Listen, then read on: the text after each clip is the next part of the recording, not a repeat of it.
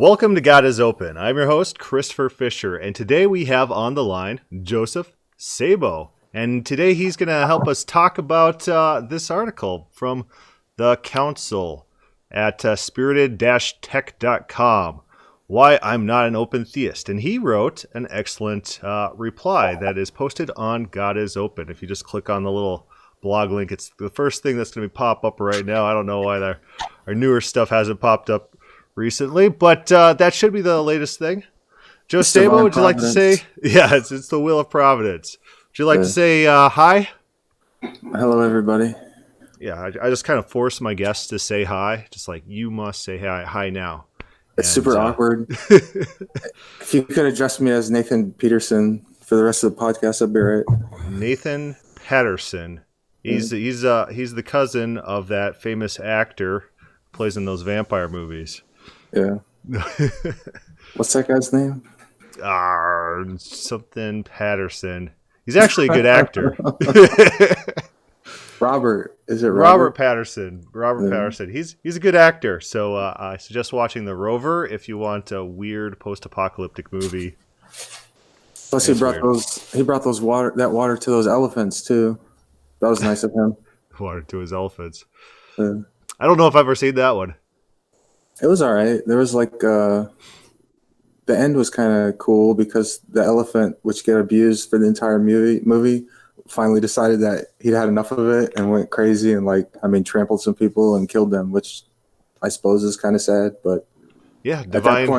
At that point, you're like, go elephant, go. It's just to say it feels good in movies. I show my kids movies. We have like a family movie night. And it's so interesting that my kids intuitively understand justice. Like the bad people, they're happy when the bad guy dies, and they're like, "Good, that's what that person deserved." And right. I can imagine some parents being like, "No one deserves death in any circumstance, and we shouldn't want death on anyone." It's like these kids intuitively understand concepts of justice. Yeah, but I have kind of the opposite problem. Eden had some kid at school spitting on her, and I was like, you need to punch him in the throat. And she's like, I don't want to. I'm going to get in trouble. So, one of my sister's friends was having troubles with her kid in daycare. This other kid just always hitting her and stuff like that. And she was divorced, and her father, he finally just told the daughters, just punch the kid in the face. And she's telling her kid, no, don't resort to violence. Don't do it. Violence doesn't solve anything. But as soon as her kid punched that kid back, they had no problems from that day on. Never again, right? Never again. So it worked. Sometimes violence is the answer. I mean, it shouldn't be the first response, but it's like if they're not getting it, I don't know. You got to do what you got to do. Sometimes it works. Sometimes it works. All right. Well, we'll go back to the article here. So our plan today is to kind of go through Why I'm Not an Open Theist, this article by the Sire, and we'll call this guy Sire. At first, I didn't read this guy's name, what he called himself, and then I was reading your article, and you're like, I'm going to refer to him as Sire. I'm like, is that like mocking him, or is that just like a weird thing? But no, the guy calls himself the Sire, so we will call him Sire. Could you scroll down all the way to the bottom of his article first? There's a picture. There's a picture. He's got a picture. Did you see this yet? This James Bond guy? Oh no, he looks like David Hogg. I have no idea who that is. Well, it's a James Bond picture with some other person's face. Oh, you think that's the guy who actually wrote it? Oh, he just photoshopped it. Okay, I thought that was a picture of some random dude doing a fake James Bond pose. I didn't even put those together.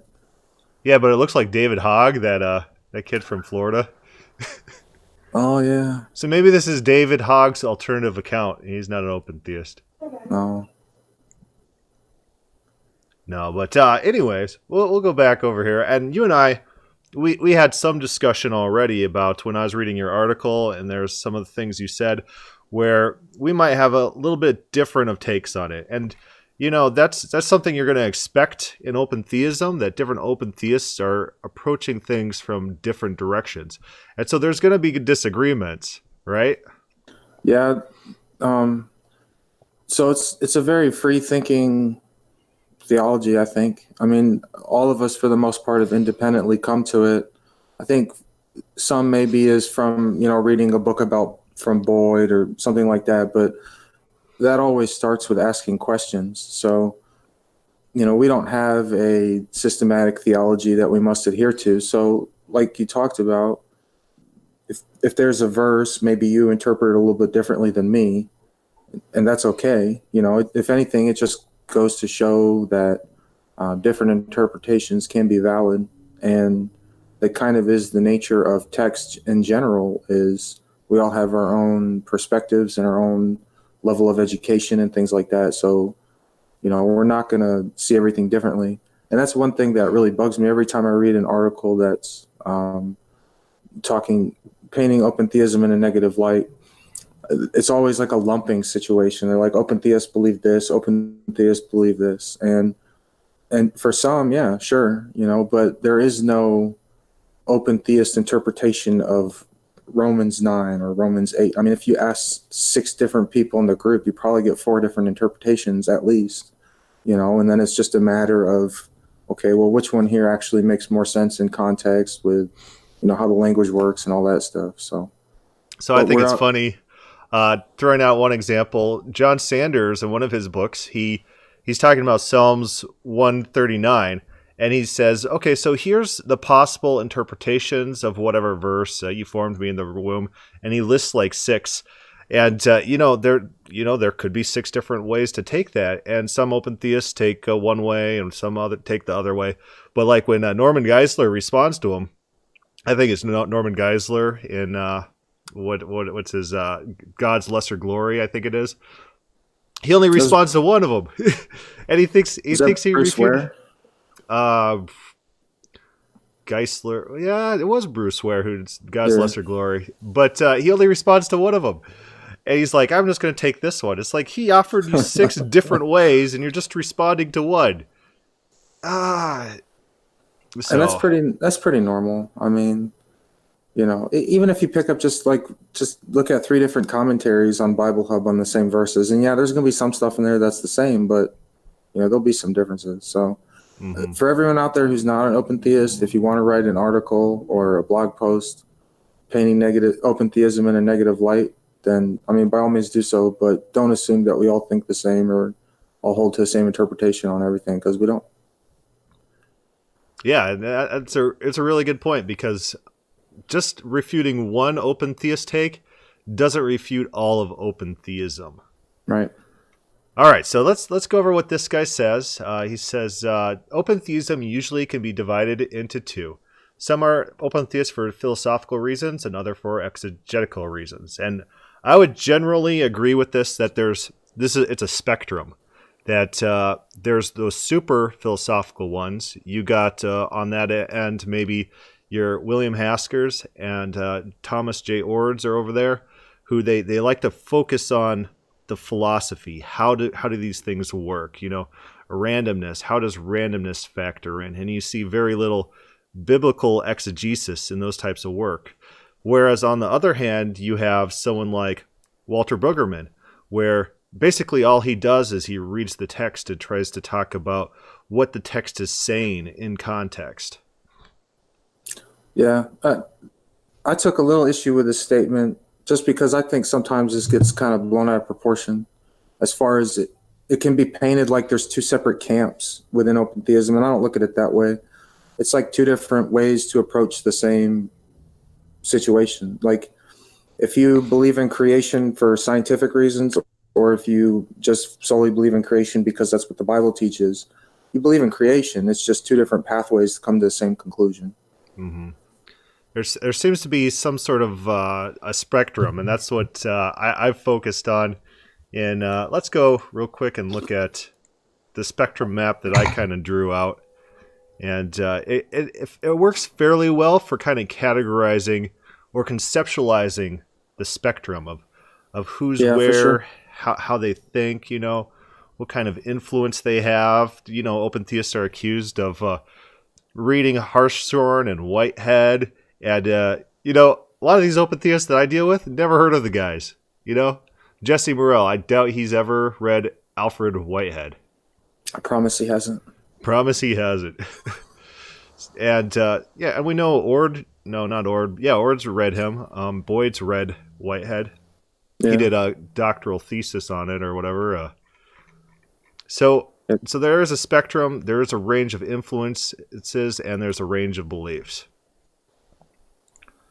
But let's see. We're going to kind of move forward and go philosophical open theism is his subcategory.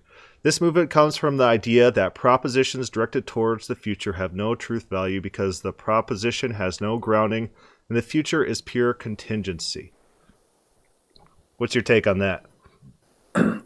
So, as kindly as I can put this, a lot of these sentences and the way that thoughts are constructed in here is difficult for me to understand what is trying to be said. However, could you pull that quote back up for a second? Yeah. So the movement comes from the idea the propositions directed toward the future have no truth value because the proposition has no grounding and the future is pure contingency. All right.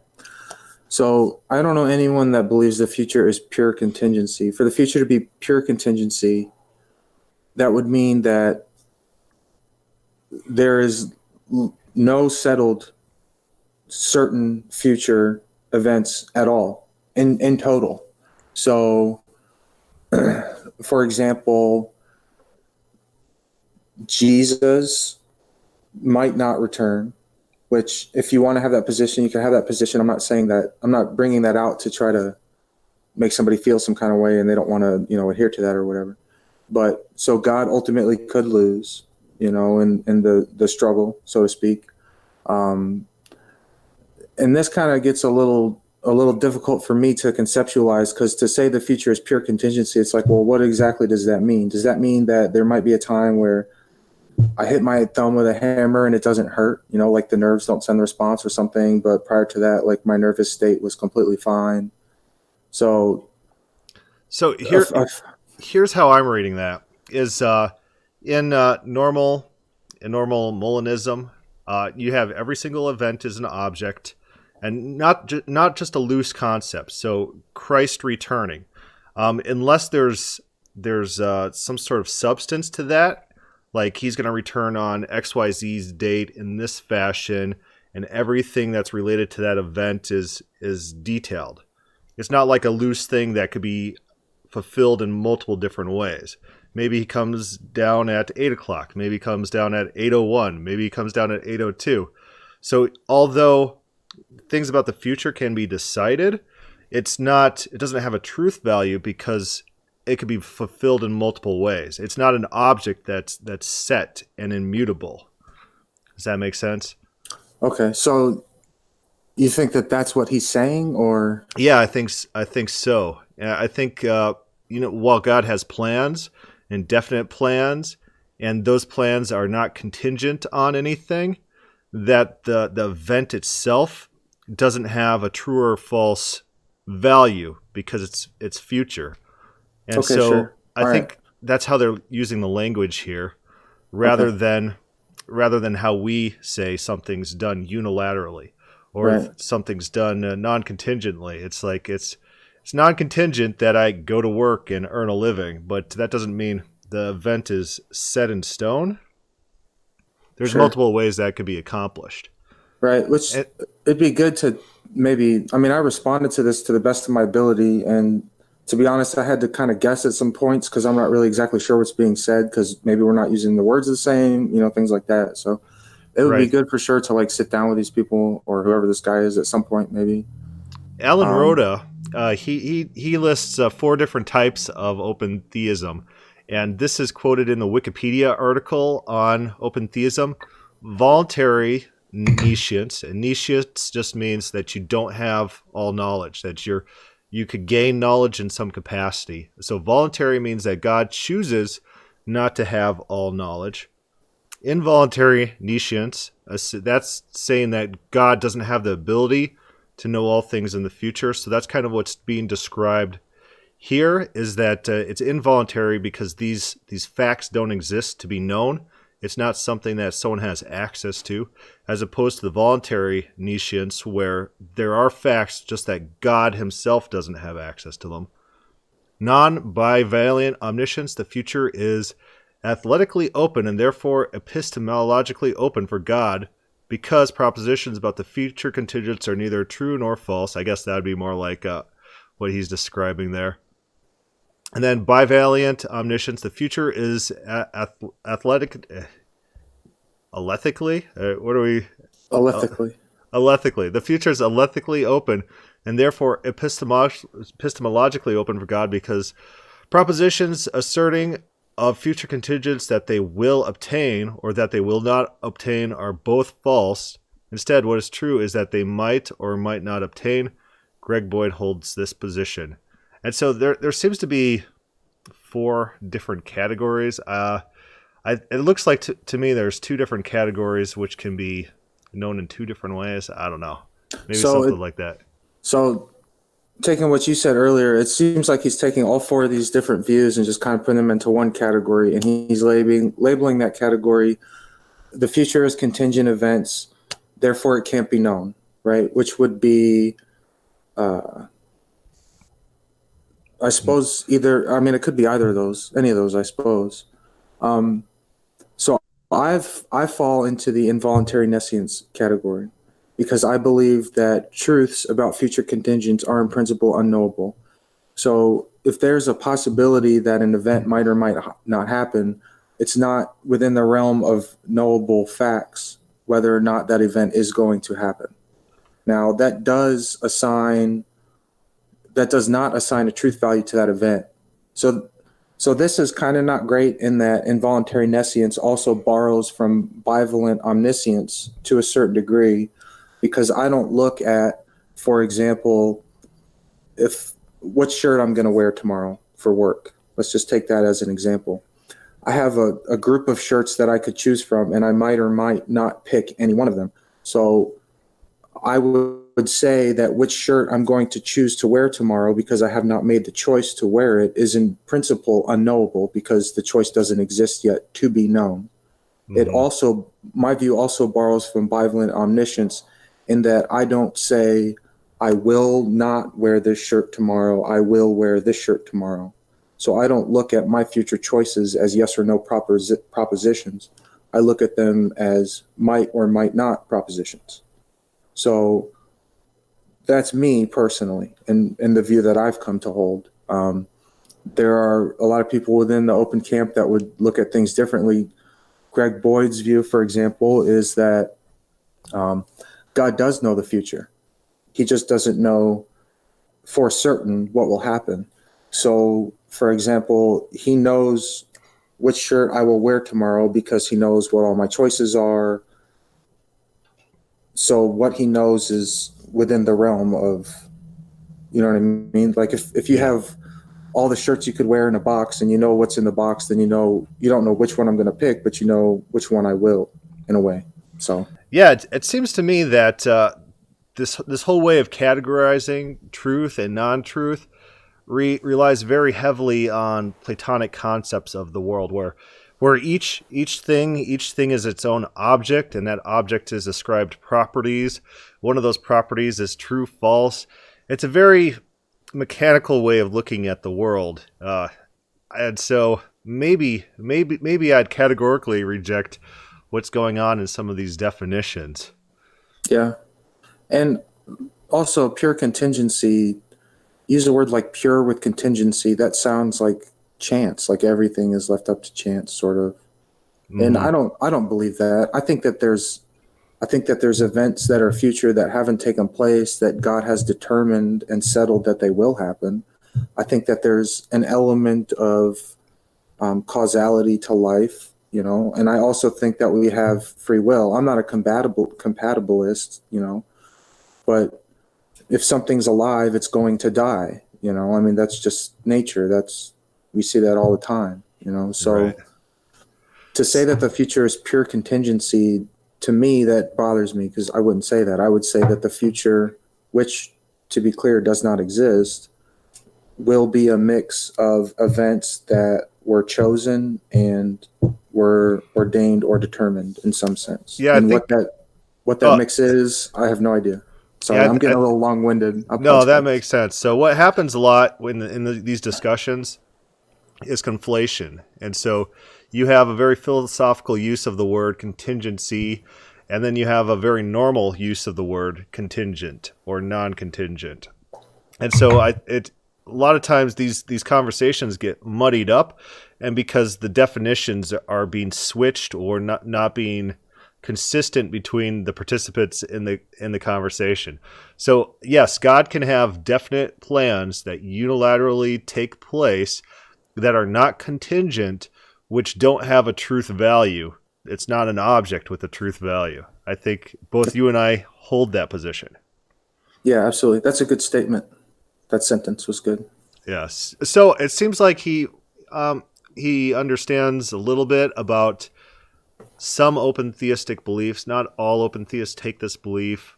Typically, open theism could be characterized as God will be acquiring new knowledge in the future, new propositions that he didn't know before. That's typically how people would define open theism. Something I like think that. so. It's always about God's knowledge, it seems like, too. It's either God doesn't know. Normally, it's just God doesn't know. That's usually Some all I open hear. theists, though, some open theists say, "Oh, because we have free will, that requires that God not have the knowledge." So they kind of shift it to the free will aspect, and that's their focus. I would advise against that. I would advise just sticking with who God is in Himself and not trying to rely on our free will as the defense for open theism. Yeah, for sure. I mean, yeah. Yeah. All right. So enough on that sentence. That leaves humans with ultimate choice over the future. What? What? The conclusion does not follow from the premise at all. Oh, it's like people are like, if we have free will, then God is powerless. Like, Yeah. what are you guys talking about? It's like, Hold on. I'm going to exercise my free will right now to have $1 million in my bank account. Done. done. I mean, that's not how this works at all. You know. It's like you try that with the police. You know, you can't arrest me. I got free will. Right. You're thwarted. And now police are fairly powerless. You know, in the grand scheme of things, they're just people like you and I. But they could really thwart us, even though we have free will. They might have ultimate sovereignty. They got the guns and the police helicopters and the jails, and so I think their sovereignty wins out typically. They got them judges too. Those judges, those judges. I think statements like this just come from a poor understanding of what free will is, and that's somewhat understandable because, again, you ask 4 different people, you might get 4 different answers. You know, which is why it's important if you're going to have a discussion about something, you got to establish terms and stick to them. So I think it's pretty funny that Jesus in the garden, he says, "Not my will, but yours be done, God." And so where do we factor that in? That sometimes God's will is done, sometimes Jesus's will, which is different than God's will, conflicts with that, and sometimes Jesus's will wins out. Then you have normal humans whose will apparently sometimes wins out. Wills have to be balanced. It seems there's conflicts of will, and you know there's a lot of compromise that's made, and God wins out in the areas He wants to win out, and no joke, it's not up for debate that he's going to win out if there's a conflict of wills, but there's a balancing act, right? Yeah, absolutely. You know, I cannot use my will to override God's. Like, if God wants to strike me down right now and I don't want him to do that, I lose every time. You know, like, he is powerful enough and wise enough and able enough that once he determines to do a thing, he is able to bring it about. And he is able to bring other wills in subjection to his, which is what repentance is all about, and walking out the Christian life. We submit our lives and our wills to the ideal of how we ought to be, and we strive to be more like Christ and walk with God and do right and make good decisions, you know? Mm-hmm. So go ahead. Oh no, you go for it. Well, so I mean, we just see this all the time. The one will coming under another. It's if my daughter doesn't want to go to bed, and I want her to go to bed, well, her will is to stay up. My will is for her to go to bed. I win. It might take me a little while, but she's gonna go Yeah. to sleep. And that doesn't mean she doesn't have free will. She still had a will to do something. Mm-hmm. But your will's it's conflicted. just that mine was more powerful, right? And then God sometimes involves himself in coercion to get his will done. Like Jonah go to Nineveh. He's like, cheese it. I got to run over this way instead. And then he intervenes. He recaptures him. He forces him, to put him on the right path. So sometimes a little coercion has to be used to get your will done. Yeah, because we're hard-headed and we're stupid. We don't want to listen. All right. So he says this. They also tend to think that Calvinism, Arminianism, and Molinism leaves God with being the sole culpable agent for those evils the world contains. I don't know where he got that.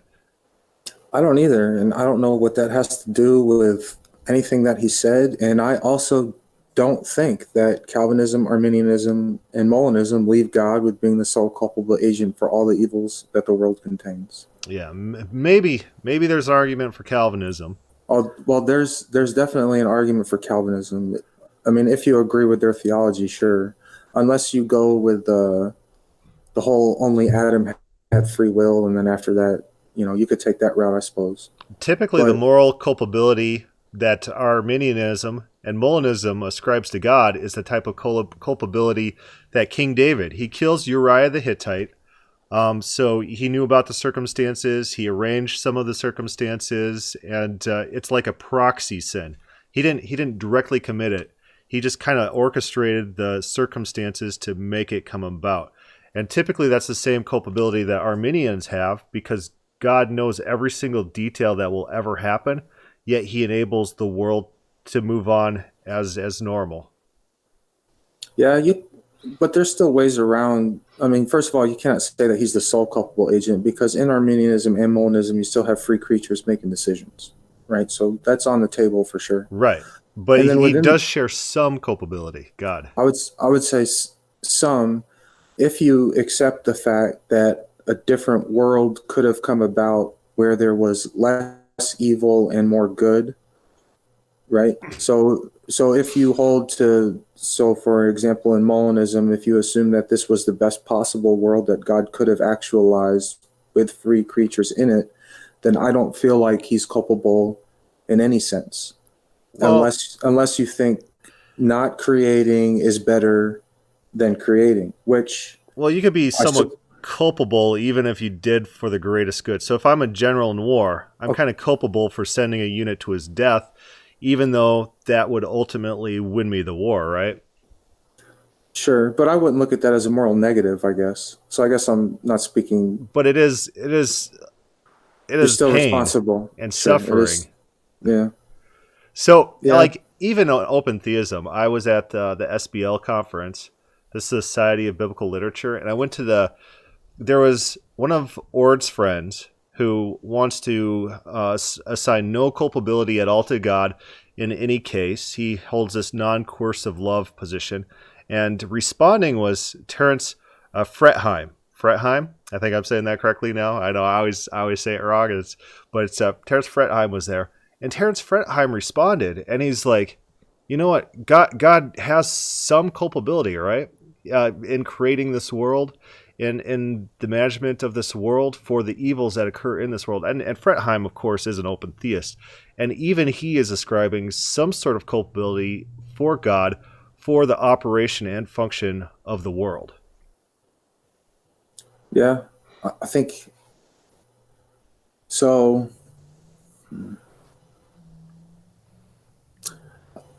I think he just changed my mind a little bit now that I'm thinking about it. So that's good. Yeah, so like Job, in the book of Job talks about, hey, God, you are shirking your duties. Your duty is proper management and function of this world. And all these evil things happen, like these evil guys, they get rich and they go down to their grave in peace, and their children prosper.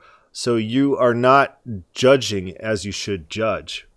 So even Job is ascribing some culpability to God for the evil that happens. And Job's an open theist. And so it's not, I wouldn't say open theism absolves God of all culpability for the things that happen, although some open theists would like to make that argument.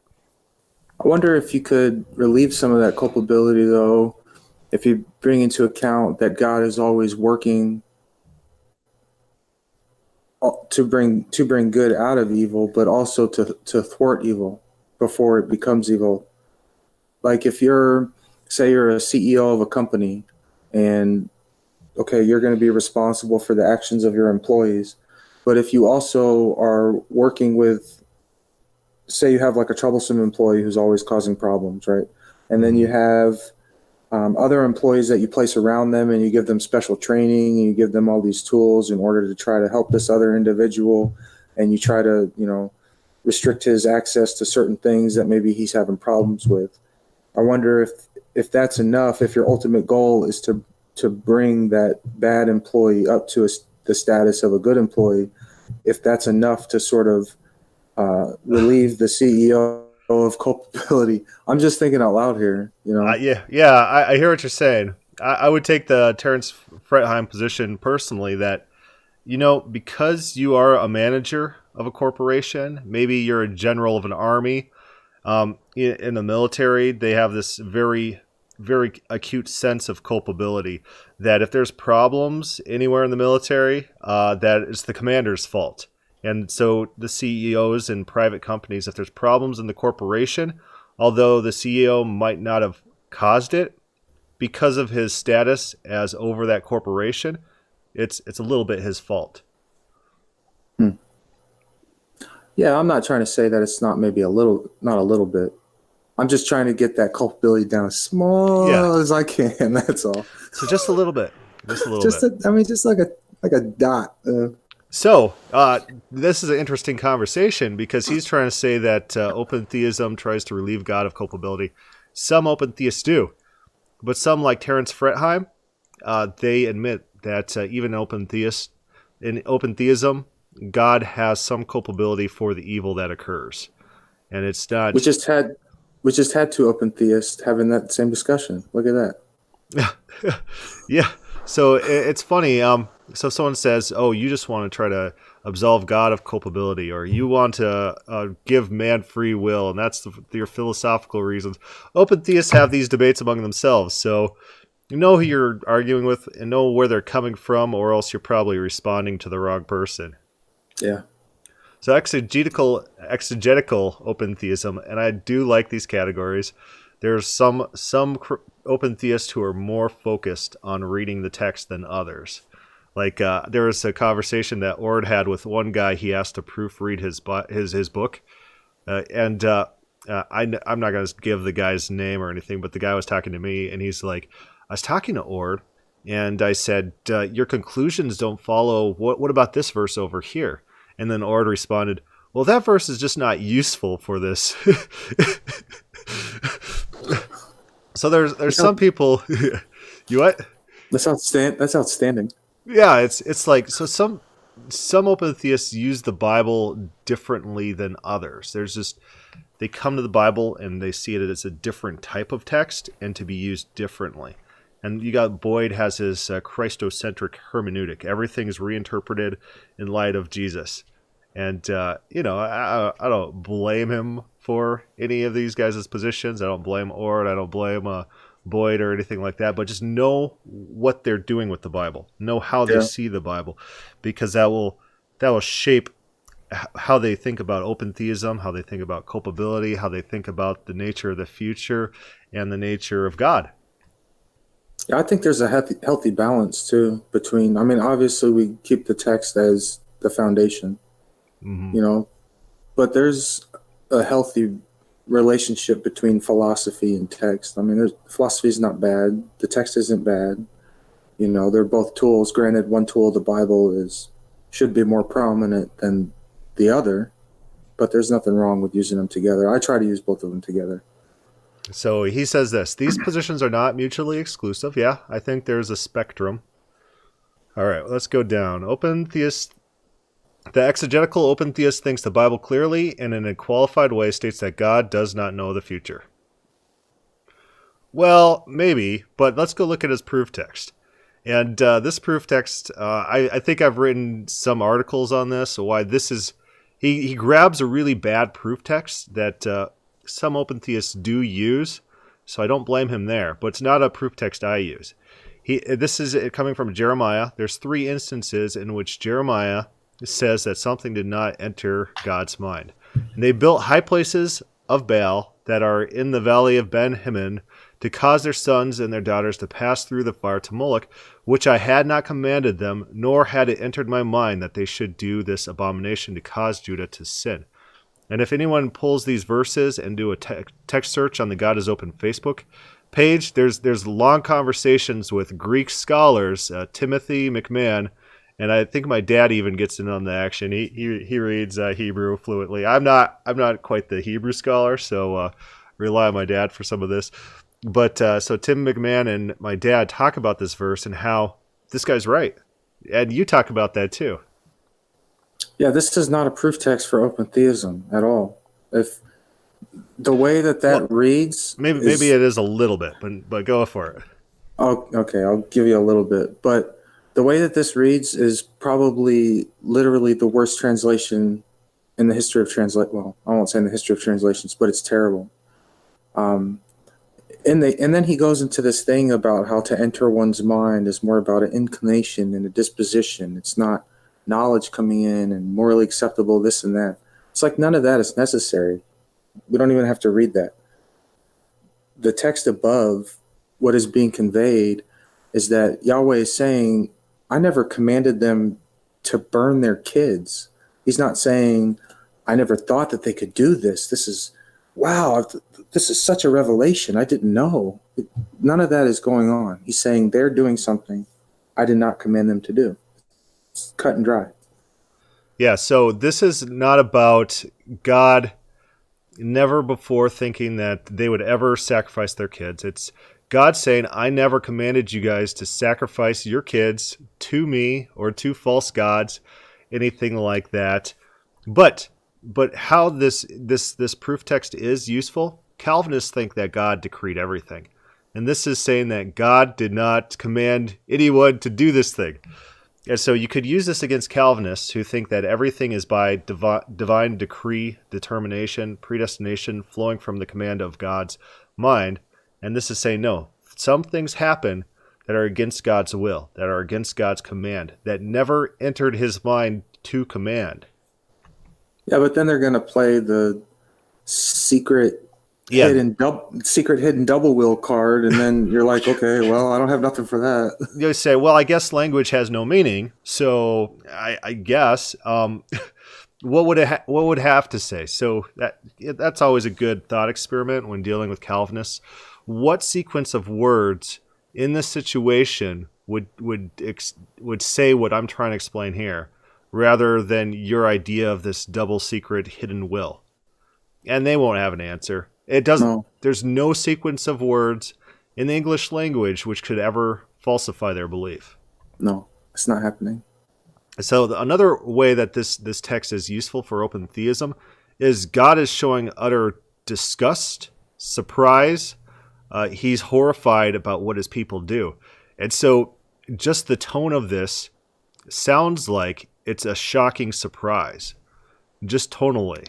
And, it's not a proof text for open theism. Like, this is definitely God is being surprised, getting new information in his head.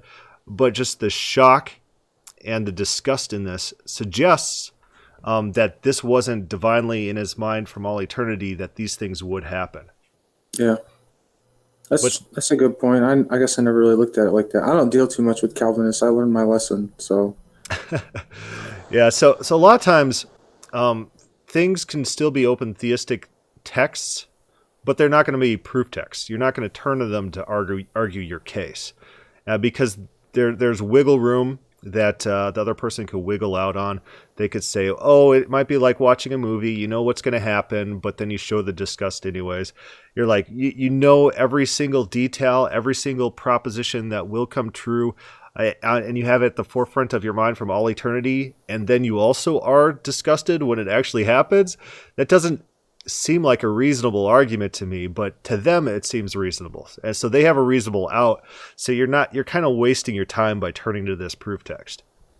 Yeah. I wonder if God is outside of time and all knowledge is just in his mind continually. Is he like always disgusted and happy at the same time about everything? Yeah, some Arminians describe it like God is a pole.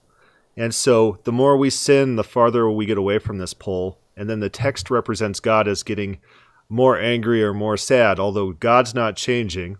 He's stationary, but our movement determines his disposition to us. And so that's one way That's not convoluted and weird. Yeah, but they have to go through these, what are they, mitigating strategies in order to get the text to actually work and function correctly. That seems like a lot of work, man. So he's right here. This is not a good open theistic proof text. Don't turn to this in arguments to try to prove your case, open theists, because they'll say it's about the command. He never thought about commanding people to sacrifice children to him or other gods. And that's true. Yeah.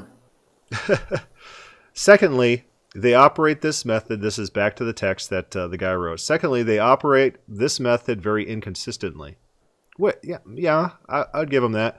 Open theists tend to think that God is immaterial and that the statements that attribute physical parts to God are anthropomorphic. Some open theists do. But you meet open theists who believe that God is corporal, and that's a position that we need to consider. That might be more of a... You might be attacked on those grounds. You're getting attacked on those grounds. Yeah, so individuals who ascribe corporal bodies to God they do exist, and they need to be taken seriously. But I think the difference, though, is in how language works and functions.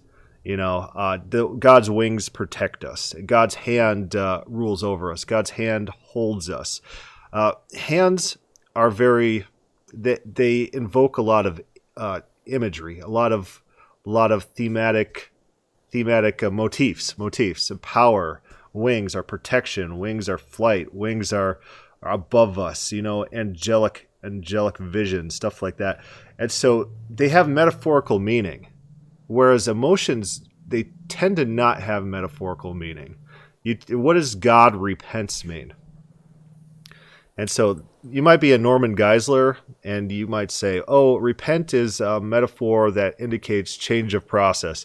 Really? It's just a change of process that God doesn't actually repent? You just made that up. You're not going to go find a text anywhere else, except for the Bible, that you're going to ascribe that metaphorical meaning to repentance. It's a way to dismiss what's actually going on in the text, and it destroys the character motivations in the text. The narrative is dependent on the repentance, God's repentance. In Genesis 6, God sees man has become wicked.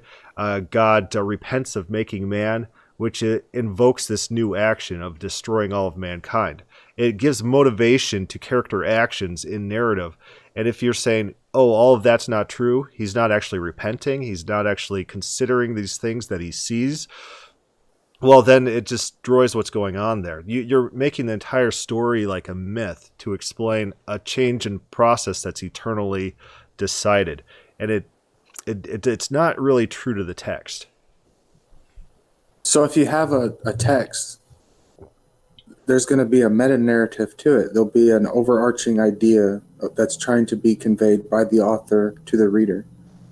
In the case that you provided, it's that God repented of his action, you know, and took steps to correct the problem. So when you take the idea that's trying to be conveyed and you demote it to some lesser nonsense, some metaphorical thing, you're not doing justice to the text. So in these areas where it talks about God having physical parts, we have to ask ourselves, is the author trying to tell me that God has a body, or is this language being used to convey some other idea? And that's just a good principle to have when you read any book, whether it doesn't matter what the book is. You should always be asking, what is the author trying to tell me? And there's some places in the Old Testament, especially, where you can't deny that a physical body is being described. That God is walking in the garden in the cool of the breeze. He's walking. That's what it describes. He sits down with Abraham and eats in Genesis 18.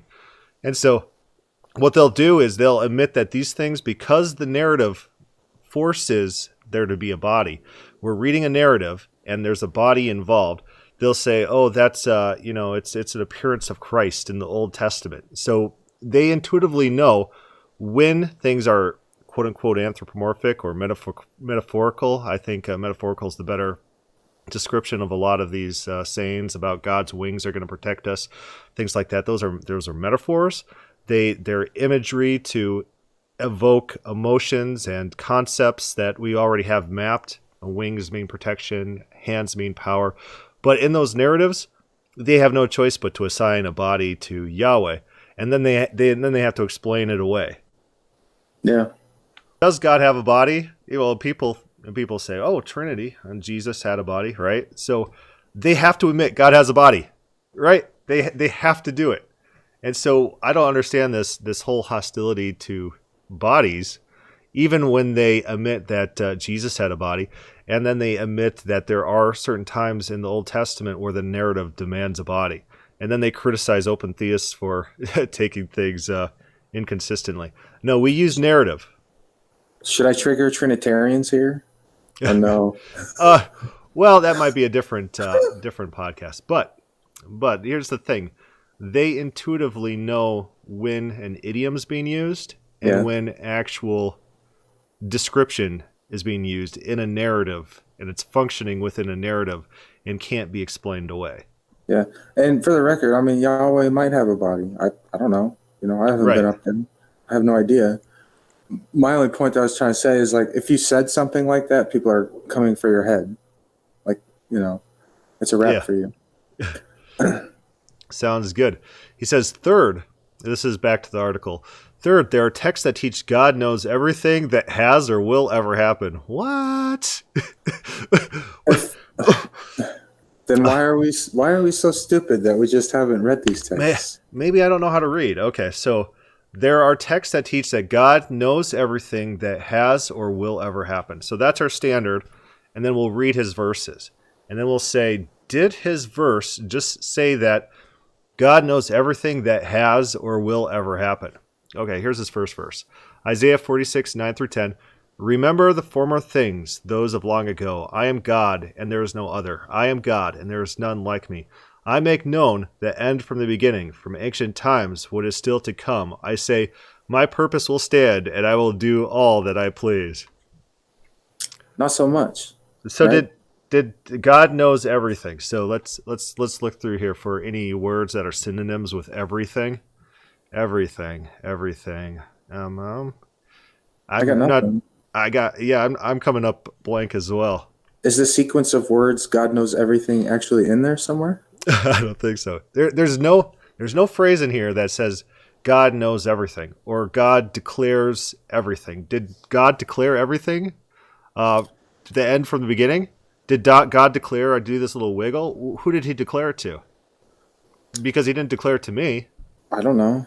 Do you know? No. So what this is talking about is God says what he's going to do before he does it, so that when he does it, people will know he did it. He didn't declare everything. He didn't declare, like my cat always like throws up. I got a stupid cat that throws up on my carpet. He didn't declare to me that my cat was going to throw up on XYZ date or whatever. Something like that. Well, he might have for you. That's possible. He might have declared it to some other person, maybe. And they're like, why are you telling me about this guy's cat throwing up? That's a weird prophecy. And he says, I'm telling you for the reason that my purpose will stand and I will do all that I please. Why are you making this guy's cat throw up on his carpet? Then why are you telling me, God? It's a silly example, but people, they think that this verse is talking about everything that ever happens, which is just absolutely not the case, because that would be ridiculous. Who's God declaring all this to? So I think what's And I had to just guess at a lot because the interpretation that these verses will teach that God knows everything that has or will ever happen is incredibly general. And I don't do well with generalities in that sense. But when it says, I make known the end from the beginning, I think that what people think when they read this is time, that God's saying, I make known the end of time from the beginning of time, or I make known the end of the age from the beginning of creation. And Yeah. that's not what's being conveyed. He's saying, I make known the end and then of my purpose, right? Because my purpose is what's going to stand and I'm going to do all that I please. Yeah. I make known the end of my purpose from the beginning. So from the time I plan to do a thing, I'm going to tell you what it is that I'm going to do, like you said, so that when it happens, you're going to know I'm the one that did this. And it wasn't these false gods. It's funny, Calvinists and even Arminians, they think that God's just declaring things into the void that no one hears. He's making known to no one. He's just shouting it out, and no one hears it, no one records it, and he just declared into the void. It's just out there, floating, and no one's the recipient of these declarations. It was painful to hear James White just like repeating this over and over in his debate with Bob Enyart. So I think that this word declare, we might have to add to the words that Calvinists hijack. Because you declare things to people, Calvinists hijack it and they say this is God's immutable purpose that he declares into the void eternally to no one in particular. And so that's a weird concept to me. I agree. So here's his next proof text, Isaiah 40. We're still in the Isaiahs, so he's quoting two of the Isaiahs in the same context. Who can fathom the Spirit of the Lord or instruct the Lord as his counselor? Whom did the Lord consult to enlighten him, and whom taught him the right way? Who has taught him knowledge and showed him the path of understanding? Okay, so is this a text that teaches that God knows everything that has or will ever happen? I don't think so. I think that this is teaching that God is wise, and he's more wise than anyone else, and he knows what's best, and he doesn't need your instruction in that regard. Yeah, I'm not seeing anything about God not being able to acquire propositional knowledge from observing new events. I got nothing. I see this about people talking and interacting with God and not teaching him something new, right? I definitely read that in there. That's absolutely in there. It's almost like that's the point of the scripture. It's almost like it. Yeah, it's almost like that's the exact point, that you don't think that you're better than God and you could just teach him something, and you are the guy, and that God has to go to you and ask you right from wrong. God's God. You're not going to teach him right from wrong. Does that mean that in, what is it, 1 Kings 22, when he queries the angels for how to kill Ahab, is that a falsification of this? I don't think so. No. It's not about teaching God knowledge. It's about offering God options to consider, and then God picks the one that he wants. So... Right, so for that to falsify this verse, I think you'd have to have that situation, and then there'd have to be another person that God goes to, and he says, these were all the suggestions I was given. What do you think I should do? And then go with whatever that person said. Yeah, something like where God is this subservient in that situation. I think this is all about positional status. And I don't think this is, a lot of times language doesn't work hard and fast where you read something and that's like a metaphysical certainty. There's a big discussion on the God is Open Facebook group right now about Jesus saying, listen up, Capernaum. If Sodom was given the same things as you, they would have repented long ago, and they would still be here till today. I don't think he's talking about metaphysical certainties. I don't think he's talking about, he's giving them an impromptu lesson about counterfactuals. I think instead is what's happening is he's using a rhetorical device. He's using rhetorical hyperbole to insult them and to declare against them. And so reading everything as if it's 100% like propositionally accurate rather than generalities or hyperboles, that'd be a mistake. One other example that just came up recently in the group is Paul says, I became all things to all men. Well, did he become all things? He became a beach ball. He became a prostitute. He probably became a little kitty cat or a cosplayer of a kitty cat. And that's not what he's talking about. It's a hyperbole. People often talk in very harsh generalizations. They talk in hyperbole because, we're human beings, and that's how we talk. That's how we function. And it's not something to just to assume doesn't exist in our language. If Paul became all things to all men, then like he became a fish to you. to you, right? I mean, you're part of all men. And a fish is part of all things, so what's the problem? I don't have the passage offhand, but doesn't he use language like this in relation to King Nebuchadnezzar? Who is like you, stuff like that. But, you can understand this. So nothing in this suggests that God knows all propositions and doesn't gain any propositional knowledge. This verse seems very person-centric. This is about God and his relation and status to other people. And then on top of that, there's no indication whether it's hyperbolic, whether it's a generality, or whether it's a metaphysical absolute. God can't acquire any knowledge from anyone. And what type of knowledge? This seems to be very focused on righteousness, that someone can't teach God to be more right. Yeah. All right, so go back to what he says. There are texts that teach God knows everything that has or will ever happen. His next proof text. Before a word is on my tongue, you know it completely, O Lord, from Psalms 139:4. So do you see anything in there about God? What's the statement?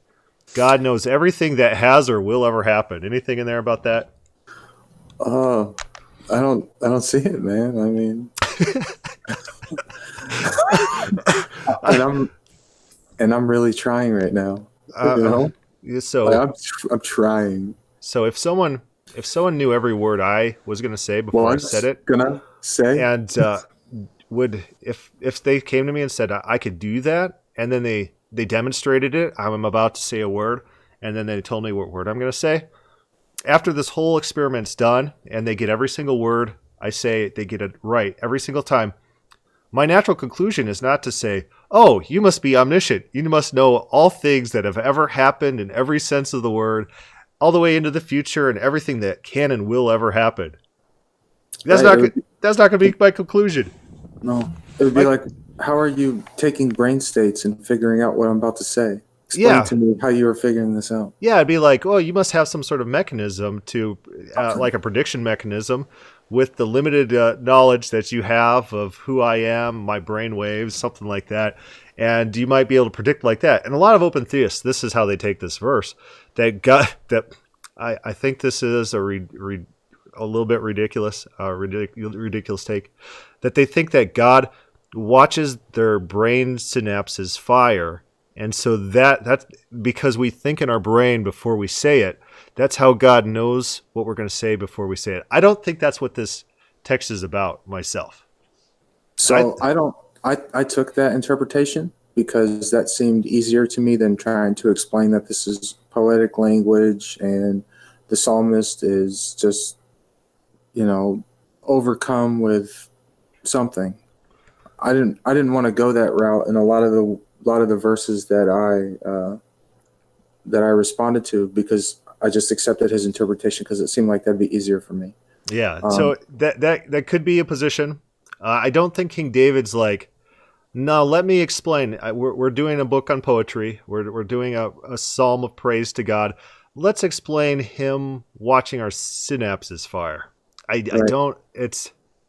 think what's going on is, if I'm talking about my wife and it's a love poem about my wife, and we can finish each other's sentences. We are so in tune, in love. Not saying I'd ever write this poem, this is just an example. But there's an open theist on God is Open. He says, yeah, me and my daughter are so close that we can finish each other's sentences. We know what we're going to say before we say it because it's a personal relationship. They know each other so well. It's not a hard and fast rule. So when you're reading the Psalms, it's a mistake to take everything hard and fast. The Psalms talk about God's wings. So if you're taking everything hard and fast, you should be ascribing wings to God. For sure. And don't do that. Or maybe do. I don't know. It's fine. God having wings. There was that episode we did on God is Open about God's wings. The Psalm saying God has wings, if it's being used in a metaphorical sense, it doesn't tell us if God does or doesn't have wings. That's not the purpose. That's not the No. purpose of the statement, to tell us if God has wings or doesn't. It's actually being used for a different purpose. It's to illustrate God's protection or power. And And I think this is an illustration of God's personal relationship with King David, and the whole psalm itself reads to me like a very personal, special relationship that's not generalizable. and I agree 100%, But I feel like if I was to try to explain that here, he would just be like, "Oh, he's just using poetic language to explain this away." So what I try to do a lot of times when I'm discussing something with someone or we're in debate is I will do my best to just accept their interpretation of. So like in this instance, I can illustrate a way whereby God can still literally know everything that you're going to say before you say it with some sort of mechanism, which is a possibility that he could do, if he wanted to do. So that way I don't get bogged down in the whole, is this poetic? Is this literal? Because I feel like some of that is necessary at times for sure. But in a debate context, if you have one person saying, well, this is poetic, and another person saying this is supposed to be literal, you're not going anywhere. Like, So, that's the end of the conversation right there, done. so let me hit you with a new angle. There's other possibilities that no one considers that are actual possibilities. Let's pretend God's omniscience functions that he learns all events 10 minutes before each event happens. Let's just pretend hypothetically that this is a scenario about how God's omniscience works. In that sense, God can predict things that are going to happen in the future, 100% accuracy, 100% of the time, although open theism would be true because he's acquiring knowledge, he's acquiring information. And or maybe God hasn't acquired omniscience of all future events. Maybe God is working with Adam, then he works with Noah and Abraham or whatever. And at some point in time, he's like, okay, now I want to know everything in the future. And then he makes the world such that he now knows all the future, and acquired omniscience of all things. These are possibilities that need to be considered as options, and For sure, because there's nothing logically inconsistent about either of those. right. So when you're dealing with classical theists or Augustinian theology, they just automatically dismiss those ways to understand any text. And so a text about God predicting Cyrus, for example, that doesn't prove that he's always had all true propositional knowledge from all eternity into eternity future from all time. He never at any point in time has he gained a new propositional truth in his mind. That doesn't prove that. At most, that proves that at some point in time, God gained knowledge of this future event well into the past. And so that's the problem we're seeing right here in this use of this Psalms verse.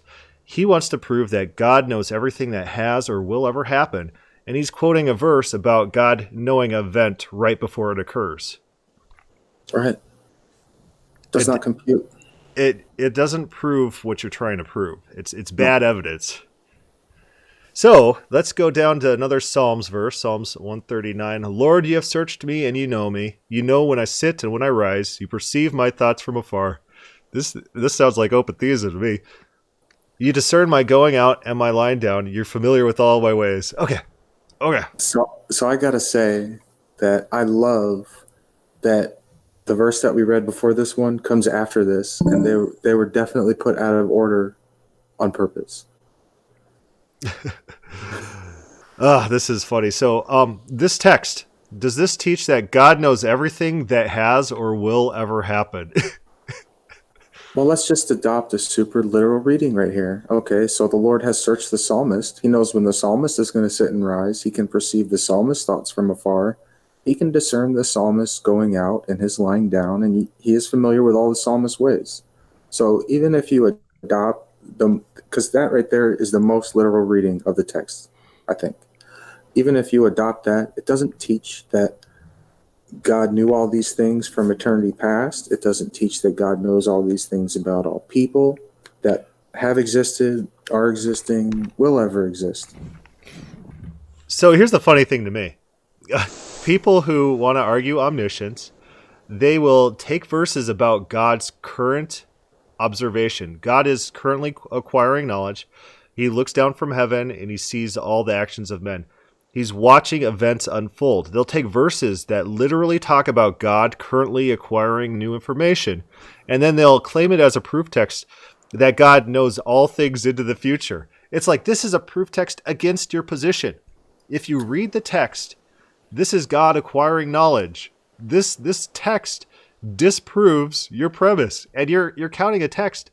It's not often in debates when you're debating someone and then you use their own evidence to disprove what they're trying to, typically you look at their evidence and you talk about how their evidence is deficient. Then you have to introduce your own evidence for your own belief and argue why your evidence is superior. In this case, we just keep their evidence and then we just say, just read your evidence. It's our position. This is literally against your position. It's literally our position. God is acquiring knowledge. It's so brilliant, though. I mean, it's so brilliant. We should do that in some capacity. Yeah. We don't have to introduce our own evidence in this debate. We're just going to use the evidence that you've introduced. That's our evidence. To take your point too on the verse before, we were talking about how it's a statement of relation. Obviously, Yahweh is well acquainted with the psalmist. There's a relationship there. There's a foundation of something. There's an intimate knowledge of, at least coming from Yahweh to the psalmist. Those are the ideas that are being conveyed here. Oh, it's so funny. You perceive my thoughts from afar. So, wow, he's gaining information about my thoughts. You discern my going out, my lying down. He's watching him do these things. You're familiar with all my ways. Oh, that's so funny. It's funny to me. It is. I mean, it's like you gotta read your own text. Read your own text. This pastor guy, who kicked me out of his church. He's like, here's the proof that God knows all things, past, present, and future. In the Proverbs, he turns to the Proverbs. God says, "The eyes of the Lord are on the ways of the good and the wicked."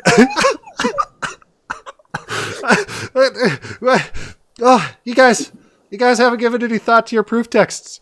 Oh, God's watching all these good people and these evil people doing all this stuff, and that proves that he's got knowledge of everything from eternity past. It is just so funny to me. Okay, so we'll go on his next one. He's still in Psalms 139. So far we got two different passages in the Bible he appeals to. He appeals to Deutero-Isaiah, which is Isaiah 40 through 48, roughly.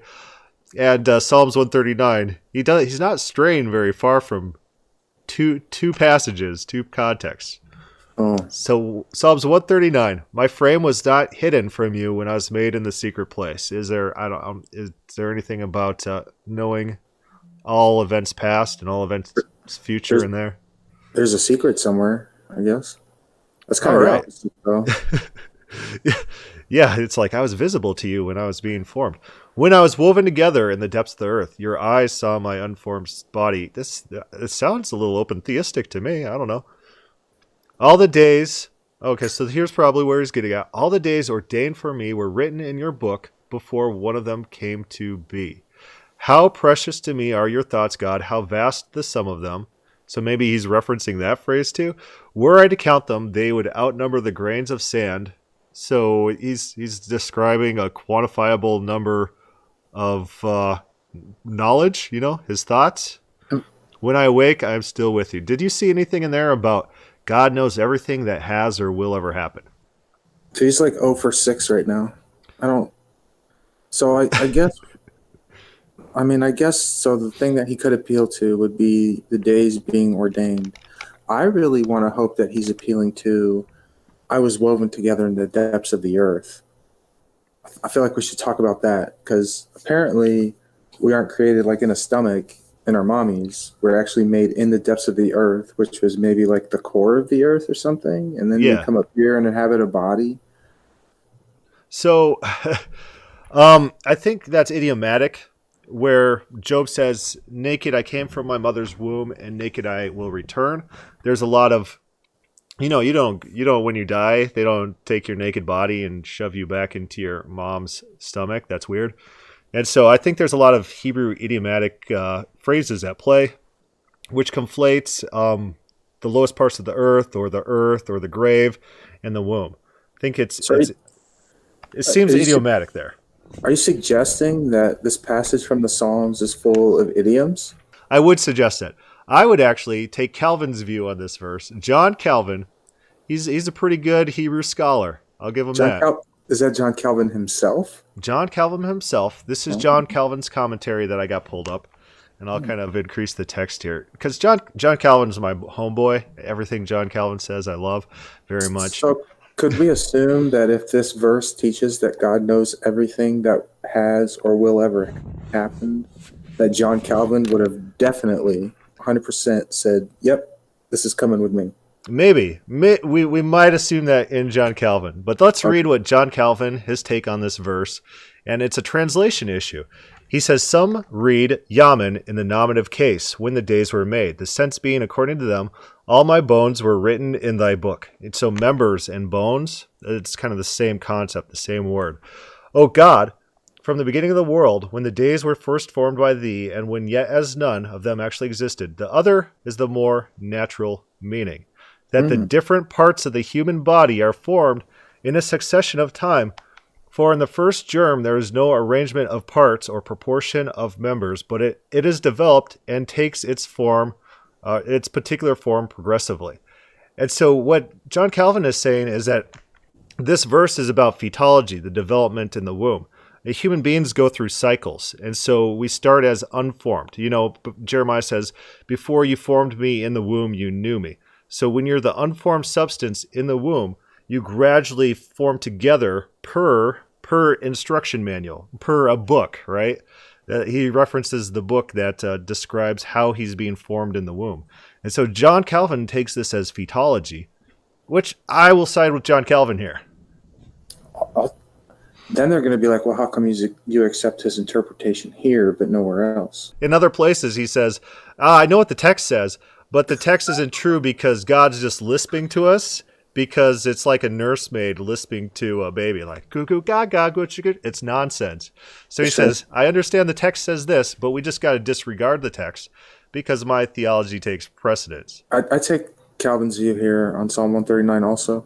In my response, I just went super literal like I did before, that at best this text teaches that God is talking about the psalmist.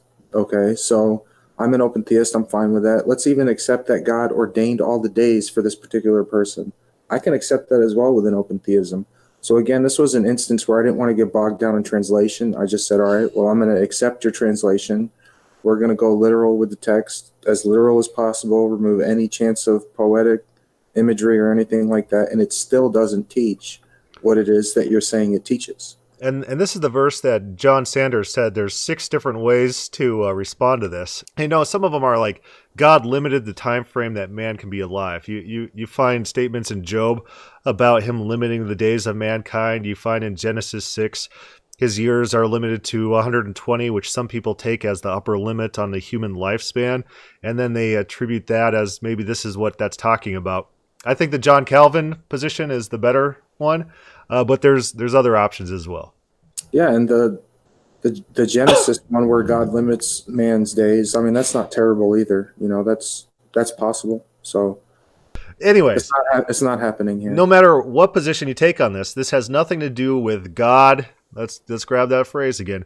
God knows everything that has or will ever happen. It's just not there in the text. Nothing in here says anything about God knowing everything that has and will ever happen. Job 21:22. Can anyone teach knowledge to God since he judges even the highest? The first thing I notice about this sentence is it's a question. So what would the answer be? So turning to Job 21, the first thing to notice is who's talking. It's Job. And Job, he says some right things about God, but is everything he says, are the characters in this back and forth narrative, Job and his friends, are they to be taken as arbiters of truth? They know absolutely everything that's true about the world, and anything they say, we should just accept authoritatively. I suspect that that is a recipe for disaster. I expect, yeah, you never want to quote a character in a text as your source for, you want to quote God or the narrator, so it's what you're going for. So it's not that this text isn't meant to be taken as true or literal, but when you're quoting characters, that's a bad proof text. No matter what the text says, Job's wife says, curse God and die. And so you could quote her saying that, and or even if you're quoting the friends have a lot of quotes, and God at the end wants to kill these guys because they're saying all the wrong things. So be very careful when you're quoting Job's friends. Let's just take this verse. This verse is true. That's the narrator, God talking. Does this teach that God knows everything that has or will ever happen? I don't think so. Yeah, it seems to me like the same thing that's going on here was going on in Isaiah, where people are counseling God and trying to teach him the right from wrong and give him morality advice, something like that. It's not about God receiving new propositional knowledge. It doesn't seem like So, that. no. And since we have a comma and a question mark, if we just flip the two sentences, right? So, because God judges even the highest, who can teach him knowledge? Right? So That's a it's really a good state. point. Yeah. So the evidence for God not being able to be taught knowledge is that he judges even the highest. So he's above them morally. Yeah. And in wisdom and power and all that stuff. So, Yeah, I see nothing in there about God knowing all past true propositions or knowing all future true propositions. I don't see anything in there about that. now I'm beginning to see a trend develop here. How many proof texts are we in? Let's see. 1, 2, 3, 4, 5, 6. We're 6 proof texts in, and we haven't found that there are texts that teach God knows everything that has or will ever. Typically, you start with your best, and so if you say the Bible teaches X, Y, Z, you start with your number one proof text for teaching that, and if that falls flat, boy, you're in a lot of trouble. And it's almost like that's what happened. And it's only getting worse. All right, so Psalms 147. He determines the number of the stars and calls them each by name. Great is our Lord, and mighty in power. His understanding has no limit. So, without getting into the stars and ancient Near East cosmology and are those divine beings and all that stuff, still, does this say that God knows everything that has ever happened or will ever happen? No. Yeah, it's interesting. In the ancient world, omniscience didn't operate on its own. Christians like to think that because they think, oh, if God has access to all facts continually in the front of his mind, he has no reason to process that knowledge because he has access to all true propositions already. You don't have to process that knowledge in order to come to conclusions. But that's actually what this word here is. It's about God's processing ability, that God is crafty or clever, and his cleverness has no limits. His ability to process and use information to bring about practical results, results that affect the real world. And it has no limit. That no limit, that's the same word that's used for Joseph collected the grain in Egypt right before the famine. He collected grain without limit. And so someone like Doezel will come to this verse and they'll say, this no limit means perfection that's categorically different. Well, that's a little bit of a stretch. Maybe it does, but elsewhere the word is used for things that actually do have finite limit. It just means uncountable. It means very great, a lot. It doesn't. You don't see any definitive uses of no limit used in the sense that Doezel would like, where it's a perfect perfection. And so I think there's all sorts of problems. There's some conflation with knowledge. Being able to use and process knowledge is not the same thing as having knowledge itself. And that's one thing they don't understand because conceptually, the ancient Near East view of how knowledge functions, it's not in their wheelhouse. It's not in their conceptual framework of God because it doesn't make sense with Augustinian theology.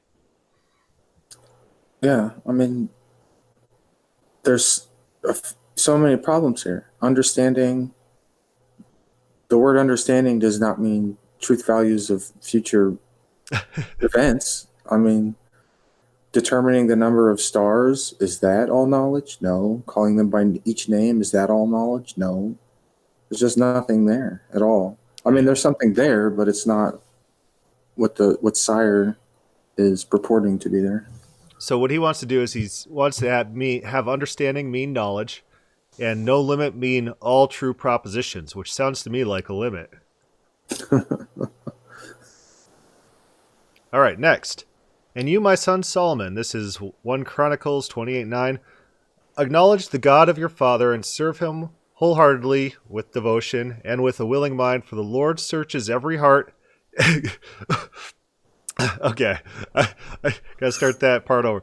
The Lord searches every heart and understands every desire and every thought. If you seek him, he will be found by you, but if you forsake him, he will reject you forever. I, I, I can't say that I've ever seen this as a proof text for omniscience before, but go ahead. I feel like he's doing that thing where he takes one of our things and tries to say it's his thing again. I Oh, feel like it's so that's what's funny. happening here. Oh, it's so funny. So God searches hearts and understands every thought or desire. So God actively acquires knowledge. And that's his No, proof text for God knowing all things past, present, and future. This is bad. So in this verse, again, nothing about all things past, nothing about all things future. The subject of this is limited to hearts and desires of human beings, which does it involve squirrels and rocks on deserted islands? I don't think that verse is about that. And does it involve any future actions in the sense that maybe he acquires that new knowledge as it comes about? It's our text. it is fully our text. And even if you try to adopt his interpretation, like if you sit here and try to twist this in some way where it says that God knows everything that will ever happen, it still doesn't say that, because even the most literal thing, okay, he understands hearts and understands every desire and every thought. Is that every event that's ever going to happen? It's not. Is that everything, like you said, is that everything a squirrel does? Is that everything the leaf that's attached to the tree outside is going to do in its lifetime? No, it's talking about his deep understanding of humans. Yeah, I'd like it if God declared to me when and where my cat was going to throw up on my carpet. Then I'd be ready with the scrub brush. Then I'd have like that little. But he doesn't. It's not about cats throwing up on carpets. We'll just put that there. That could be a good title for the podcast. It's not about cats throwing up on carpets. Oh, that'd be funny. Okay, so Job, we're back to Job again. Do you know how the clouds hang poised, those wonders of him who has perfect knowledge? Another Dwezel text. A little bit. And we got that curious comment question mark again also. Yeah, it seems rhetorical. Elihu. Oh, don't do it. Okay, so anything Elihu. Here's my suggestion with Elihu. If Elihu says something, you look at it, you say, man, and you throw it in the trash. Pretty much. Everything he says is trash. It's garbage. But let's just pretend the narrator and God, they affirm the sentence. They love Elihu. We'll just pretend. This is our hypothetical. And Elihu's a great guy, they think. And they think that God is perfect in knowledge. Perfect in knowledge. So, does that prove that God knows everything past, present, and future?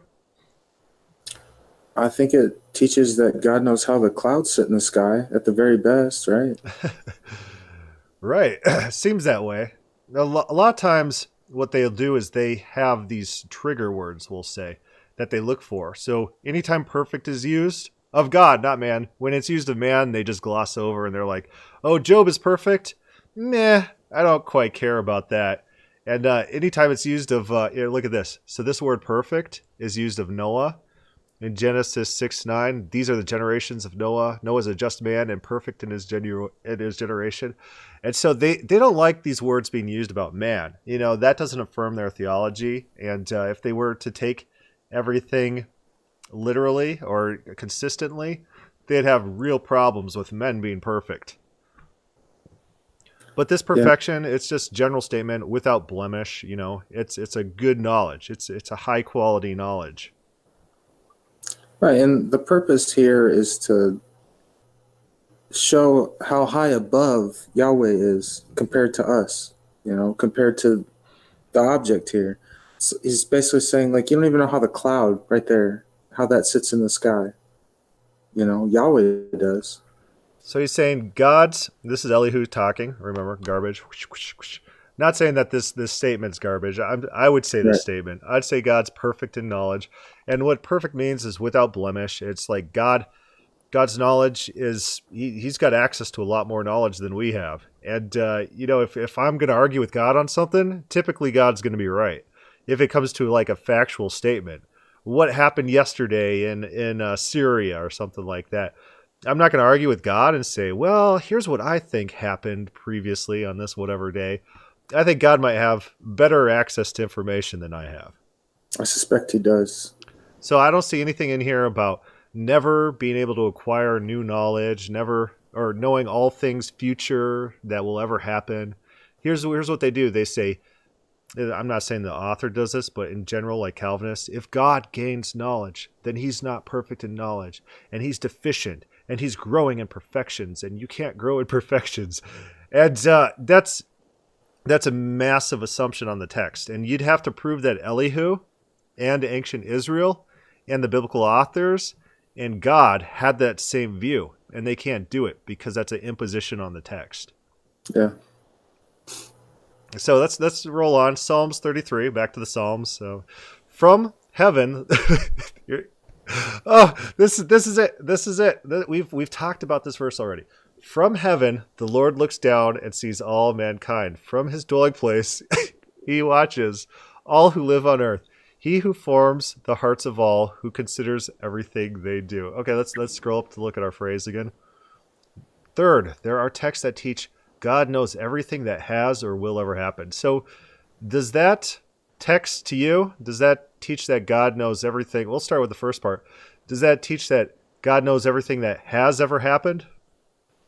No, it doesn't say everything that has ever happened in there. No, it doesn't say anything about that. How about does it say that God knows everything that will ever happen? It doesn't say that God knows everything that will ever happen. Yeah, it seems to me. This is literally the third time where he's taking one of our things and giving it back to us and saying, this disproves your thing. This is God acquiring knowledge. This shouldn't happen. This should not happen in a belief that God doesn't acquire knowledge. God should not be acquiring knowledge. And he absolutely should not be doing it through, what's the mechanism here? In Augustinian theology, God's knowledge is ever present in his mind. It's ungenerated knowledge. If he gains knowledge from outside himself, that's acquiring knowledge. So if God didn't know how the universe was going to turn out at some point, and then created the universe, and then acquired knowledge of the future events, you're an open theist if you believe that, because God acquires knowledge to himself. God acquires propositional knowledge. But does this describes the way that God acquires the knowledge? There's a word in there. It starts with a W. Watches as he's looking down. Watches, looks, sees. This is visual omniscience. God is acquiring knowledge through a mechanism. He's acquiring it through visual sight as events occur in real time. And maybe he might be referring, maybe he wants to, let's pretend, for example, he read the first part correctly, and he just included it accidentally in his quoting of this verse to make his point. Maybe he's focusing on the second part. Maybe he's a Calvinist.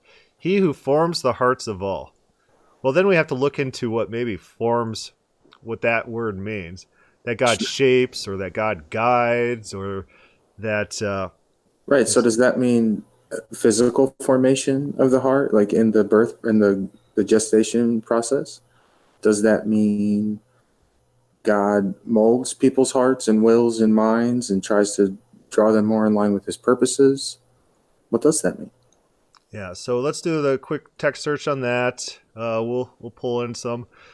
God forms man. Okay, man who he's formed. God formed every beast. there's potters, there's fashioning, and there's molding. Yeah, so there you'll find proverbs and stuff like God guides the hearts of kings. Man's ways are his own, but God guides his steps. Things like that. I think that's the idea that's going on here. That God is an active participant in molding and shaping the lives of men, but it's all a real time thing. It's not. It's not an eternal thing. We should try to retranslate this to Right. say what he wants it to say. So he says, who considers everything they do? So notice that phrase right there. The things that they do, God has to consider because God didn't predestine these things. God didn't eternally foresee these things. God acquires this new information, then considers what ramifications there are to this information, and then he forms their hearts. And he guides their ways. This is a real-time process that's being described here. For sure. The verse would need to say at the end, who has known everything that will ever happen and has ever happened from all eternity past, in order for it to say what he's saying that it says. It would have to say that. And it'd also have to say, God does not acquire knowledge from sight. It would also have to say, God does not acquire knowledge from sight, which I think it says the opposite. Yeah, sort of, doesn't it? Absolute opposite. So that's... And even if you say, well, this is just poetic language, well, it's still trying to convey an idea. And the idea is that God is relational with humans, that he takes part in our lives. He sees the things that we do. He reacts accordingly.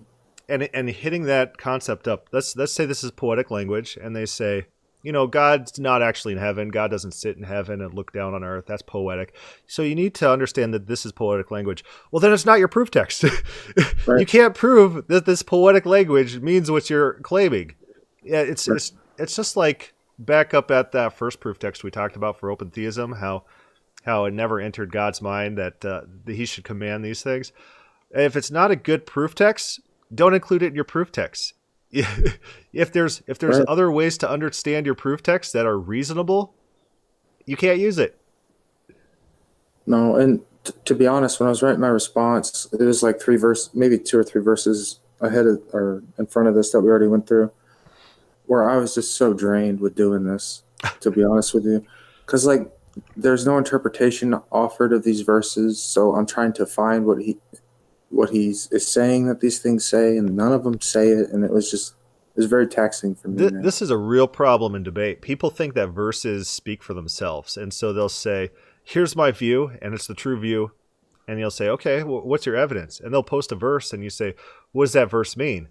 And they'll say, well, I don't need to interpret it. It's plain right there. It's like there's other readings of that verse that are equally and probably a better reading of that verse. If you're not going to talk to me about what that verse means, I'm a little lost here because I don't see it. I don't see your point being made in the proof text that you posted. And then you just get people talking past each other, man. It's like, it's obvious. All I have to do to prove my view is just take a little snippet of one sentence from the Bible and post it on a forum. See, my beliefs are true. No commentary. No commentary, no discussion about alternative meanings of no conversation about context and what the context suggests. Nothing like that. Just one sentence. We'll throw that in a forum on a debate. My view is true. Oh, this next one cracks me up. Okay. Whenever our heart condemns us, for God is greater than our hearts, and he knows everything. 1 John 3:20. So when I responded to this, I was not in a good mood because of all the things that I had been through.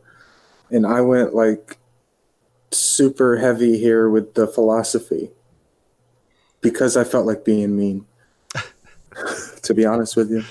So I went into, everything can't mean, the moon is made of cheese. It can't mean that I'm a 4-year-old girl, right? So it has to mean everything that's true about reality. And then I got into how the future is made up of settled events and possible events, and God wouldn't know possible events as settled and settled events as possible. So the culmination of everything was me kind of releasing this frustration on him, here, deal with this. So he's probably going to just read it and be like, I don't know. Hopefully he Oh, responds to it, but I understand the frustration. It gets really frustrating. It's like people who don't know open theism, they're not familiar with open theism, what open theism says about their favorite proof texts. It's like they're if you're gonna write an article against someone with your proof text, you should at least know what they say about those proof texts. yeah, man. Do I mean, some just do some homework. Have a, some li- respect for a yourself. little research. But this is my Matt Slick verse, and you know my Matt Slick story. And I was talking to Matt Slick, uh, face to face. We were in person after the Will Duffy debate, and he's like, "Well, of course, God's omniscient and knows all things, past, present, and future." Is that what this says? That God knows all things, past, present, and future? Yeah, That's an assumption of what the word everything means. it is. And so he says, 1 John 3:20. And so then I say back to him, I was like, well, man knows everything. 1 John 2:20. And we'll pull up 1 John 2:20. This is New King James. But you have an anointing from the Holy One, and you know all things. So it's the same author, the same verse, a different chapter. Man knows everything. And so my point, of course, is that Matt Slick has double standards. The same phrase is used about man as used about God. He'll take one in his super philosophical, omniscient sense, and the other he'll just read right past without considering. So Matt Slick's eyes went wild, and he's like, "Oh, what? That doesn't say that." I'm like, "It says it right here." And he runs over to his computer because his computer was up on the stage, and he was on his chair in the audience with me, talking where the audience would sit. And he starts, he's like, "It doesn't say it in this text." I'm like, It's in the Byzantine text. It's in the Byzantine text that says this, and he's like, "It's not in this text." I'm like, "What texts are you checking?" So either you're gonna if you're checking the Greek, either you're checking like a critical text, like a Westcott Hort type, where it's a compilation of all the different critical texts, or you're checking the Byzantine text, which is the majority text. And he kept using the word text as what I think was actually going on was he's actually talking about different Bible versions, like the NIV he checks, and like maybe he checks like New American Standard or something like that. He's not in this version. I'm like, it's in the Byzantine text. And if you knew anything about biblical translation, you'll know that the only two texts that uses it is the King James and the New King James. The King James uses the Textus Receptus, which is very close to what we know as the Byzantine, the compilation, the Byzantine. But the New King James uses the Byzantine, which uses the exact same phrase for knows everything. And that represents the majority of the text that we have today. It says that the same phrase used for man as used for God. So let's pretend, even pretend that the critical text is the true text, and the majority text is not the true text. Most Christians throughout history have seen that phrase, the exact same phrase, applied to God as applied to man, and they didn't read it in Matt Slick's way. So that's funny. No, because we know if you read the Bible, sometimes everything doesn't mean everything. Sometimes forever doesn't mean forever. You can't just do a word search for whatever the lemma is for everything and say, whoa, look at this. No, I mean, that's not how it works. The point here is that John's trying to convey is that, even if we condemn ourselves, if we feel guilt or something like that, God is greater than how we feel about ourselves. He knows where we're at in relation to him. He knows what Jesus did for us. He knows all these things, so chill out. Yeah. So what it illustrates is double standards. In order to have these as his proof texts, all these proof texts we look at all his proof texts, he has to read the same phrases that are applied to men, and he has to read them differently when they're applied to God, which tells us that he's special pleading. He's assuming his translation of these verses is the true one without any evidence. There's no contextual analysis to show that these little phrases mean what he wants them to mean. And there's some contextual evidence to show that these proof texts don't mean what he wants to force them to mean. But he likes to assume his theology into the text rather than gain his theology from the text. Yeah. So, and it's okay to read something applied to a human and something applied to God is different. Yeah. It just depends on what's being said. So if, for example, in First John here, if previous to the statement, he knows everything, John gave a list of he knows all that ever was and all that ever will be, and he has perfect knowledge of all things from before creation, and he knows everything, then yeah, you could say this definitely is telling me that God has all these faculties. But that's not the context of the statement, just like that's not the context of the statement pertaining to humans the chapter earlier. So Yeah. there's no reason to understand it that way. And I have a list of early church fathers or whatever who actually do believe in future omniscience of all things. And you could tell by the context. There's some phrases Right. that the church fathers use that you're not quite sure. Maybe they could go one way or the other, but some are pretty clear from context. And so those are what you would want to look for to prove future omniscience of all events, and they don't exist in the Bible. No, because John's not giving a statement about your guilt that you feel, and then he's going to say, well, let's pause about that for a second, and oh, by the way, God has perfect future knowledge of all events that will happen, and he's known it from all eternity past. Okay, let's get back to the reason why I'm writing this letter now. I mean, that's not how people do things. Oh, that's funny. Romans 11:33. This is another funny proof text that I haven't seen before.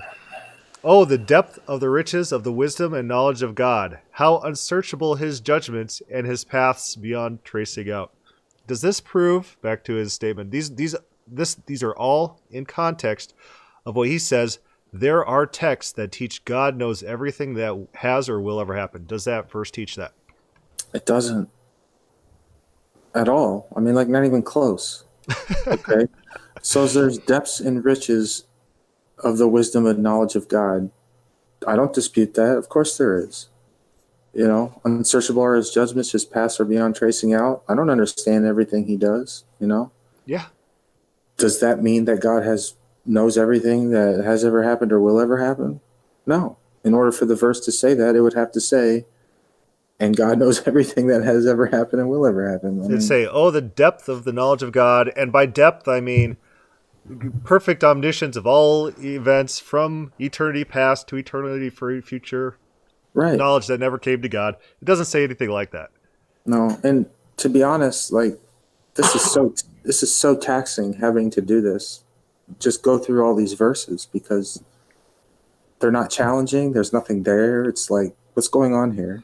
So that's why my rule for debates is when someone shotgun proof texts you, they say, oh, all these verses affirm my belief. And they'll list like 20 different verses. Matt Slick is famous for doing this. He could quote verses like that. And so if you're going to play shotgun proof text with him, he's going to win the shotgun proof text. But if you checked his first reference, the first verse he uses as a proof text, and it absolutely doesn't say what he's claiming it says, you have good reason just to discount all of them. You say, your first one didn't pan out. The burden of proof is now on you to prove that any of these proof texts have anything to do with what you're claiming. Because we have shown you just quote verses. If you want to play that game, I could throw out a ton of verses. Hebrews 1:5, 1 Corinthians 3:7, Genesis 21:1, and just random verses or whatever. Just start throwing random verses out there. Absolutely. Yeah, you can play it just absolute. So if it was like a face-to-face debate, for sure, I mean, that'd be something. But here with the writing and whatever, I mean, I had like 4 days to do it, so I figured, why not? Right. Okay, so this next verse is a fantastic verse. So Hebrews, I would say, if there's any book that anyone was going to flag as maybe the most philosophically based, the most Platonic, maybe with Platonic or mystery cult influence, or maybe even Gnostic influence, if anyone was going to flag any book in the Bible for this, maybe Hebrews would be the one. But here's what the author of Hebrews writes, which gives me a lot of confidence that the New Testament authors actually agreed with the Old Testament authors in their conception of God. Here's what the author of Hebrews writes. Nothing in all creation is hidden from God's sight. Everything is uncovered and laid bare before the eyes of him whom we must give account. Again, it's almost like he's taking one of our things and saying it's his thing.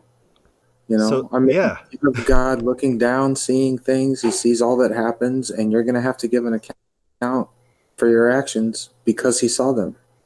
In one of the most complicated philosophical type of high concept books in the Bible, their description of God's omniscience is God looking down and watching mankind. Ha! Holy buckets. Holy buckets. These guys are all open theists. These guys, the author of Hebrews was definitely an open theist. God, it should have started with this one. Yeah. God gains knowledge from observing the actions of man. Oh, even in Hebrews. So Hebrews gives me, there's people who want to throw Hebrews out of the Bible, like Martin Luther or whatever. Verses like this is like, let's keep the Hebrews in. That's a pretty nice thing to understand about that culture at that time. What they believed, their conception of God, is that He watches things as they occur. He gains current knowledge. Right. And since we're done with the verses, I would like to say let's just accept for a moment as fact that God does have knowledge of all future events from eternity past. The Bible doesn't teach that. Even if that's the true reality of how things work, that's not what the Bible teaches us. Yeah, absolutely. And one other point. There seems to be a trend also in this paper to verse trump. So the open theists have our proof text or whatever. He quotes one proof text that the open theists use. He deals with one of them. And then he says, here's all my proof texts, as if none of the other open theist proof text exists, and all his verses take precedence, and all his verses mean what he wants them to mean. And so verse trumping is pretty terrible, in my opinion, where one verse is going to override another. You have to read one verse in light of the other. Why are you doing that? Are those verses in context of each other? Is it the same writer talking about the same instance, the same concept? And, verse trumping is a terrible debate strategy. It might win debates. It might be like, oh, let's forget about your verse. Let's go talk about my verses. I'm Matt Slick. And your followers might be like, yay! But it tends to be irrational. And it's annoying to listen to. Oh, it's super annoying. It's like this. Let's just pick one of your proof texts, and we'll pick one of my proof texts, and then we'll hit each one in detail. And that would probably be a better discussion than, anything else. Just trying to shotgun blast each other with a proof text and pull ourselves all over the Bible to different places where we have to deal with eeach text and waste all our time doing this thing. Where we wasted a lot of time going through these proof texts. Dude, that was like 2 hours. We'll hit a little bit more, and then we might have to cut us off. Furthermore, the philosophical open theist view only has weight if you accept that agents have libertarian freedom. To that, Calvinists wisely reject, and that is a problem for Arminians, Pelagians, and Molinism. The Calvinists can ground the truth value of future tensed propositions in the will of God. Another verse contradicting open theism is Ephesians 1:11. Also, we have obtained an inheritance, having been predestined according to his purpose, who works all things after the counsel of his will. So, pertaining to the verse, I went and quoted Boyd here because that was easier for me, because I'm pretty drained at this point when I was going through this, and I broke this up over like 4 days. But the paragraph ahead of it, I don't understand, for one, the sentence, to that Calvinists wisely reject, and that is a problem for Arminians, Pelagians, and Molinism. Do you understand what he's saying there? He's saying that Calvinists take the correct position that we have no free will, and Arminians, Pelagians, and Molinists, as if those are like contradictory categories, I guess, whatever. Those people are wrong to reject that we don't have free will. Okay. So, furthermore, the philosophical open theist position only works if you accept that agents have libertarian freedom. If you don't think everything's fated, he says, the system that you talk about where the future's open and new things could happen, that only works if everything's not fated. Well, yeah, okay.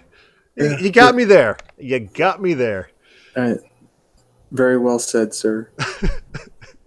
But he doesn't offer an explanation against libertarian freedom. He doesn't offer a compatibilist position. I think in his mind, he's just assuming it. Yeah. Yeah, I think Ephesians 1:11 is his proof for this. And Are you we've kidding obtained me? an inheritance. I'm not kidding you. He might be. Maybe he's trolling us. He's an expert troll, and he he knows how to waste a bunch of time of a bunch of people very effectively.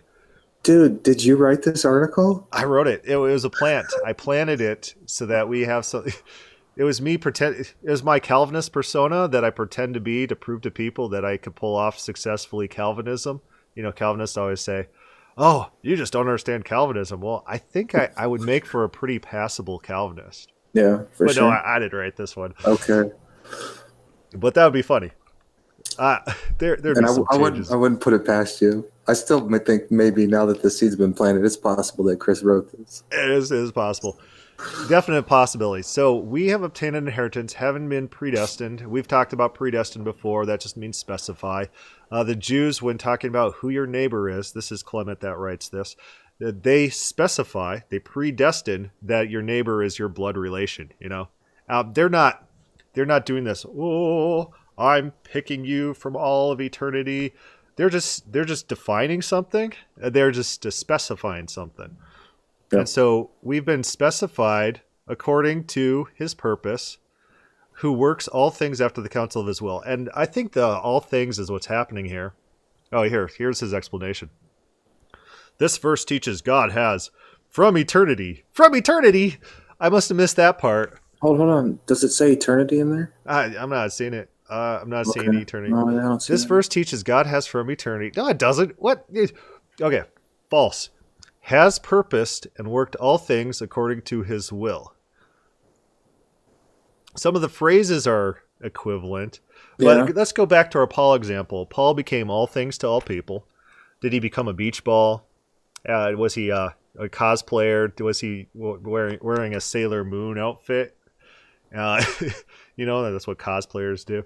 Did he become a prostitute? Because he came all things to all people, right? But all things is typically qualified when you see that phrase. And Paul says that God put all things under his feet. And then Paul specifies, he clarifies and says, when I say all things, I don't mean God. God's not under Jesus' feet or anything like that. He's just meaning all creation, basically. And so typically the phrase is qualified. Does he prove that this all things is all things to ever happen? It doesn't. He doesn't. It's a massive assumption on the text. This is the problem with what Arthur Hagelin calls verse theology, where you grab one text, you pull it out of context, and then you assign your own definite meaning to. Where language doesn't work like that. Language is flexible, and the same short phrase can have various interpretations, various competing, and all of them, they're both competing and they're probable, if that makes sense. Yeah. The interpretation I offered here was that the things that, in a nutshell, the things that God works, he does after the counsel of his will. So God basically consults himself in a sense to figure out what it is that he wants to do, and then he does it, right? So he has this statement. This must be everything to ever exists, as the two prior verses show. I didn't read that wrong. And spelling errors are okay. I'm not making fun of any spelling errors or anything like that, or grammatical word choice. But let's go to Ephesians 1:11, because he doesn't quote two verses that seem to be pretty critical in it is what he's trying to argue here. Yeah, typically you want to quote everything that has relevance to the point you're making. So before we read them, can we assume that once we read these two verses, there's going to be a statement in there that says everything that ever exists? I've never read Ephesians, so I would have no idea. Okay. Like that whole book, I've never read any of those verses, so it's going to be a surprise to me. Okay. Because I definitely am not familiar with what verse 9 and 10 say. We'll be surprised together then. Okay, 9 and 10. Having made known to us the mystery of his will, according to his good pleasure, which he purposed in himself, that in the dispensation of the fullness of times he might gather together all in one, all things in Christ, both which are in heaven and which are in earth in him. Okay. That's that. This must be everything to ever exist. I'll correct his grammar there. As the two prior verses show. So those two verses, 9 and 10, I'll read it again. So this is showing that verse 11 is about all things to ever exist. Having made known to us the mystery of his will according to his good pleasure, which he purposed in himself. So I don't know why he included 9 in that. Do you see anything in 9 that proves that? I got nothing. Okay, Ephesians 1:10. In that the dispensation of the fullness of times, I'm reading the New King James, he might gather together in one all things in Christ, both which are in heaven and which are on earth in him. Is that everything to ever exist? Well, it does say all things.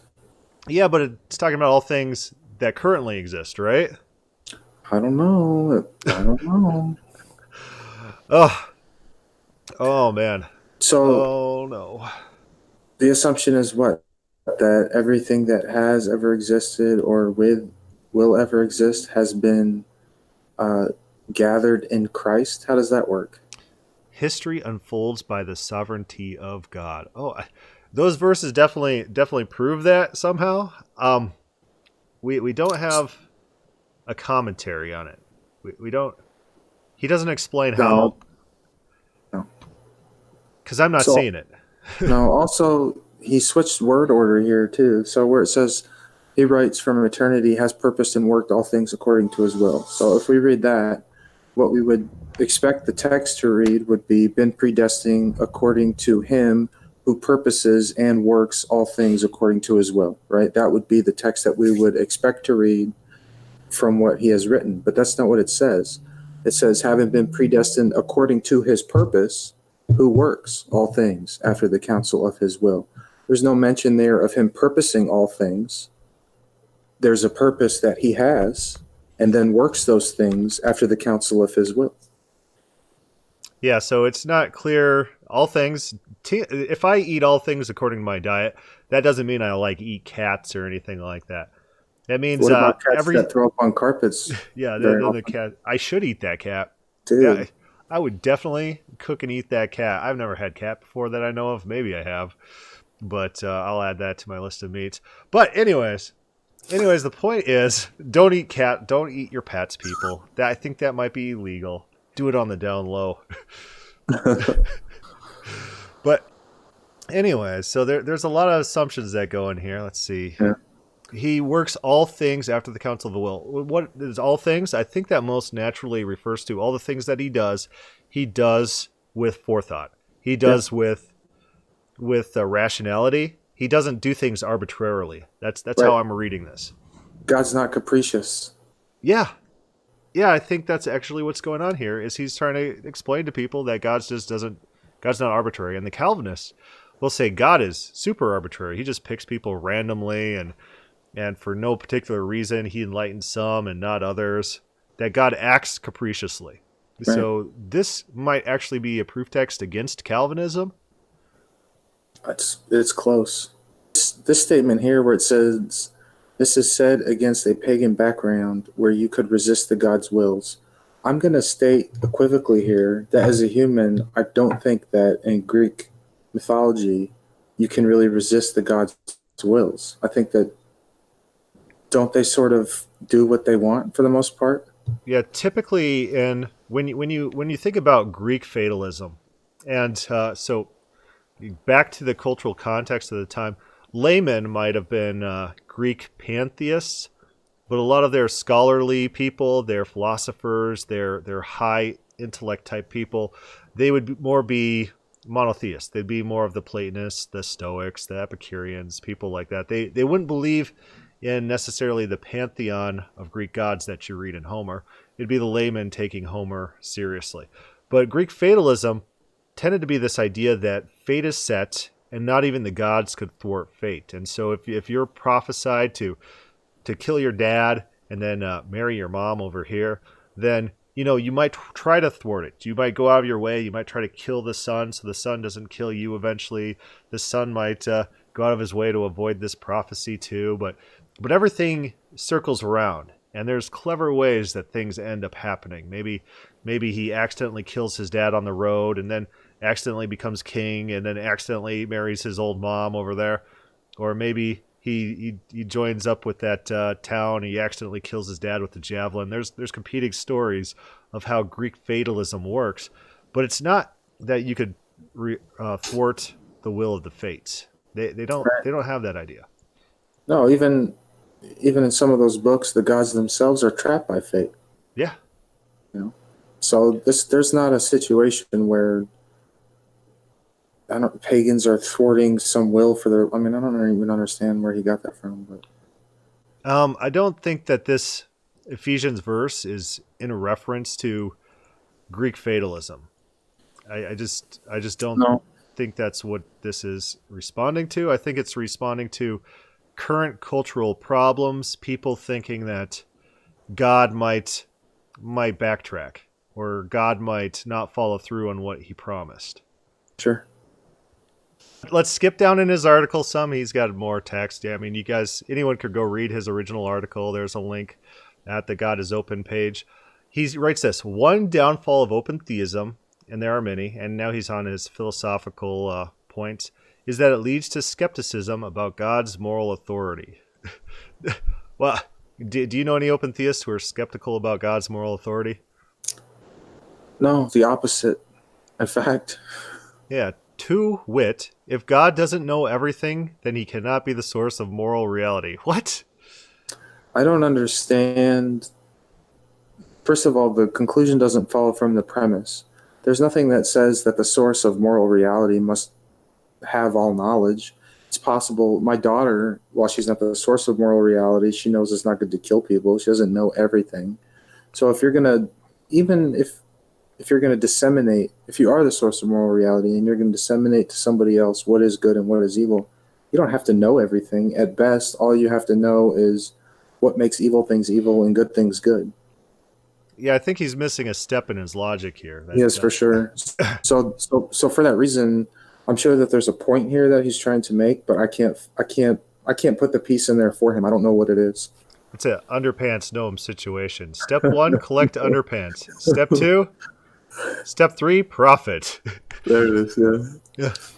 So he says, God's predetermination of the future is a precondition of his absolute moral authority. No. You have to prove that. I don't buy it. And if it's unproven...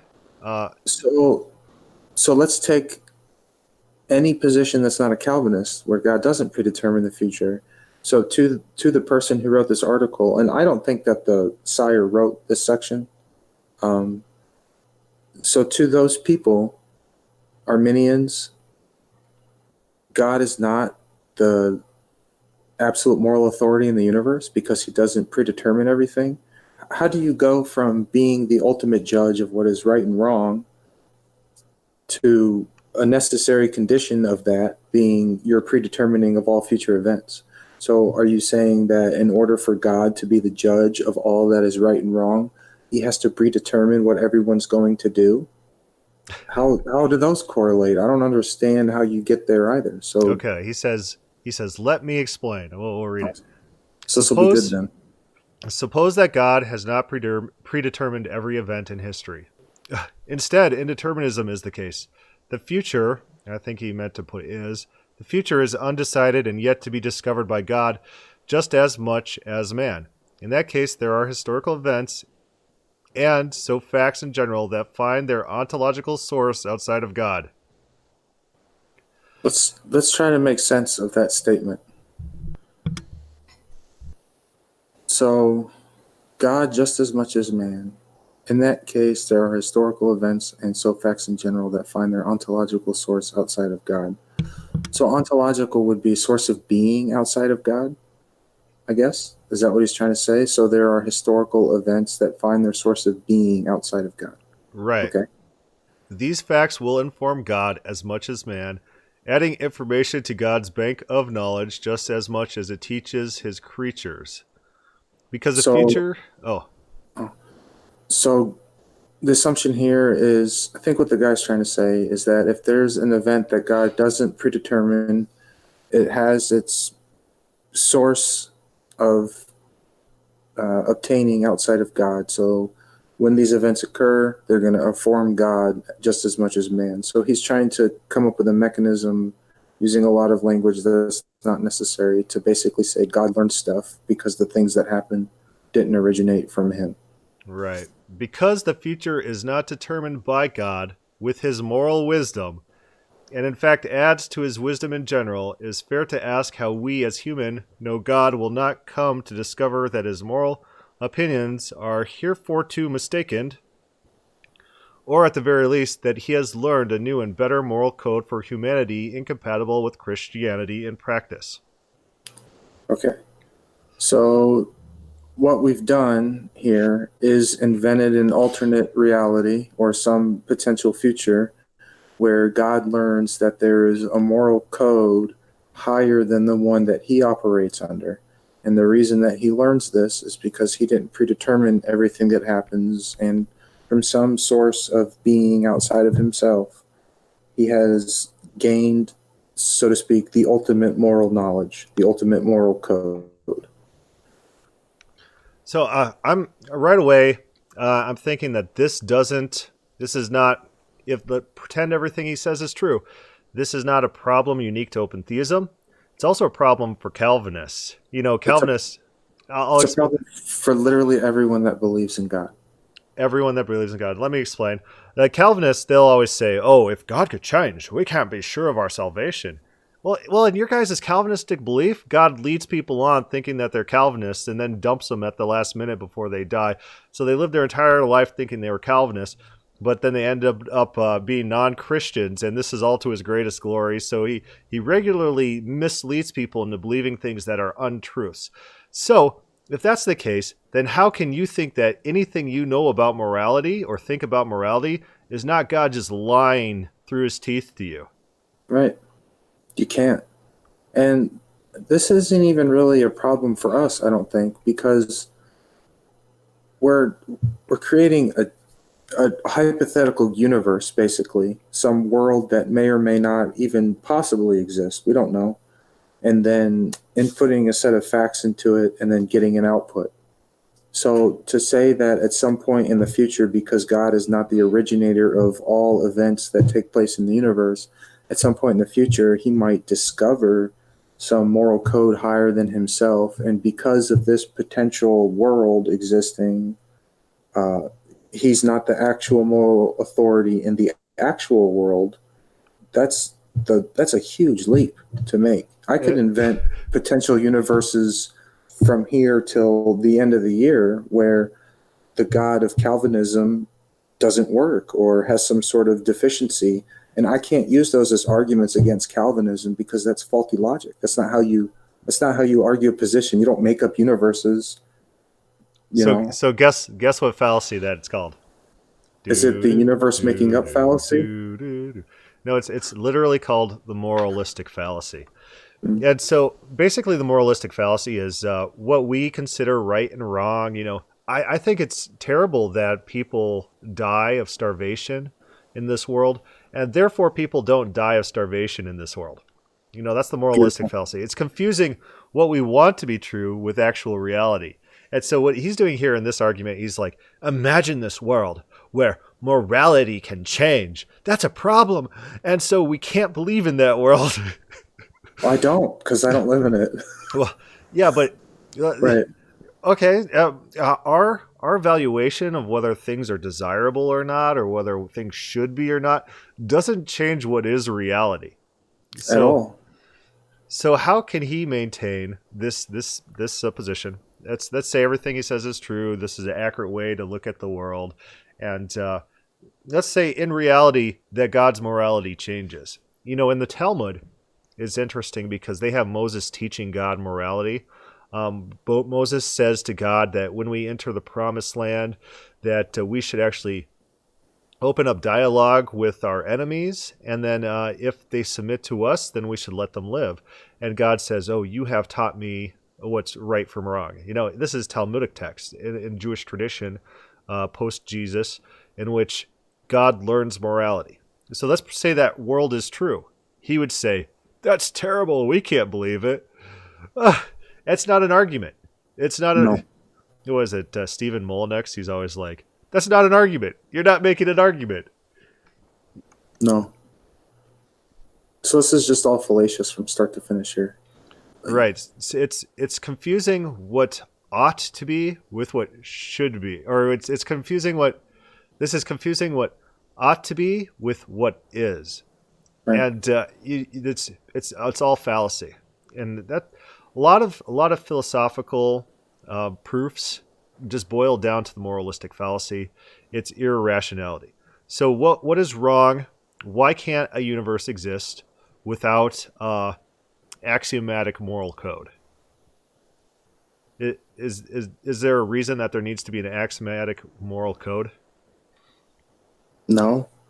Yeah, maybe the universe operates on more of a practical moral code. That Sure. God hates immorality, God hates wickedness, God hates sin, and so God punishes those people who commit those acts. Although there's not an axiomatic code. That So are you to say then that if someone comes along and says to God, well, no, actually, evil and sin is a good thing, you should allow it, that he's going to be like, okay. Well, we could pretend that universe. Hypothetically, let's say that's the universe we live in. That doesn't determine the truth value of that universe. We don't reject that No. universe because that's a thing that can happen. But I tend to think that we understand individuals, we know individuals based on their moral character. And that's what God appeals to in Isaiah, the same passages that he appeals to for for God's knowledge of all future events, which we actually went over, and none of his proof texts proved what he's trying to prove. But that passage is all about God's moral character, that God says things and God follows through, that God is consistent, that God acts in the best interest of his people, and he has consistency. You can trust God because of what we know about who he is and what his character is. Yeah. And you find that in the Bible all the time, like you said. I mean, God is always saying, look at the things I've done. Look at how I've treated you. Look at how I've responded to you. Because of this, you know that you can trust me. For him, it sounds like he wants to replace knowledge of God's character and trust in who he is with God having knowledge of all things. Like to say, well, I can serve the Lord and I can be a Christian and I can trust God because he knows everything that will ever happen. Whereas I would say, I can trust the Lord and I want to be a Christian because throughout time in my life, personally, and in a lot of other people's lives, I have seen that God is good and loving and kind and just, and he's faithful. And that's the kind of God that I choose to worship and I want to follow. So the Bible's pretty big. Just kind of shifting a little bit. I wrote a book, and the book was 120,000 words. The Bible is more like 800,000 words. Do you see anywhere in the Bible arguing like this? I haven't. I don't see it either. I don't think this is a biblical. It's not a biblical concern. It's not biblical Christianity.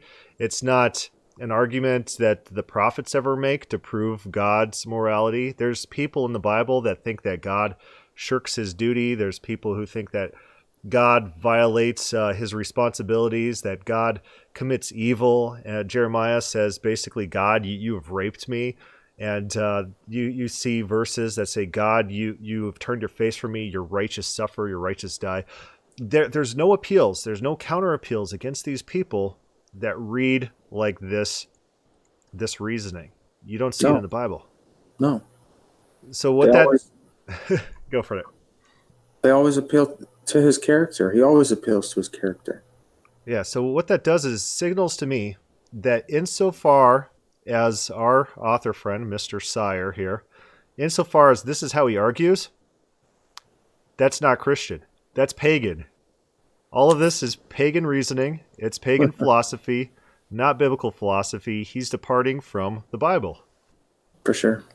No one thought like that. No one argued like that. They had plenty of opportunity to. There were plenty of individuals that they interacted with that they could have used these arguments for. You never find people in the Bible, Israel, they thought God couldn't see what they did. They said, God can't see. God doesn't listen. God doesn't know what we're doing. We're going to go sacrifice to these idols. God's not watching. The response was never, well, God in his ontological nature has pre-known all events from eternity past, and it was identical to his nature and ungenerated knowledge, and he had all true propositions from it. They don't argue like that. They Not are one not time. they are not Calvinists. They're not Augustinian theologians. They don't think God has access to all predetermined events from all eternity or anything like that. They argue like open theists. They say, no, God knows what you're doing. God can see what you're doing. God watches you. God sees what's going on. Every single one of them, every single writer of the Bible is an open theist. They argue like open theists. They think like open theists. That's their worldview. And there's no indication of what he is presenting here. No. Maybe he doesn't have a Bible. I don't know. So what I'll do in debates, because the debates that are more interesting to me is not these philosophical back and forth. So let's create this world in our mind and see what the best world is. That's fairly uninteresting to me.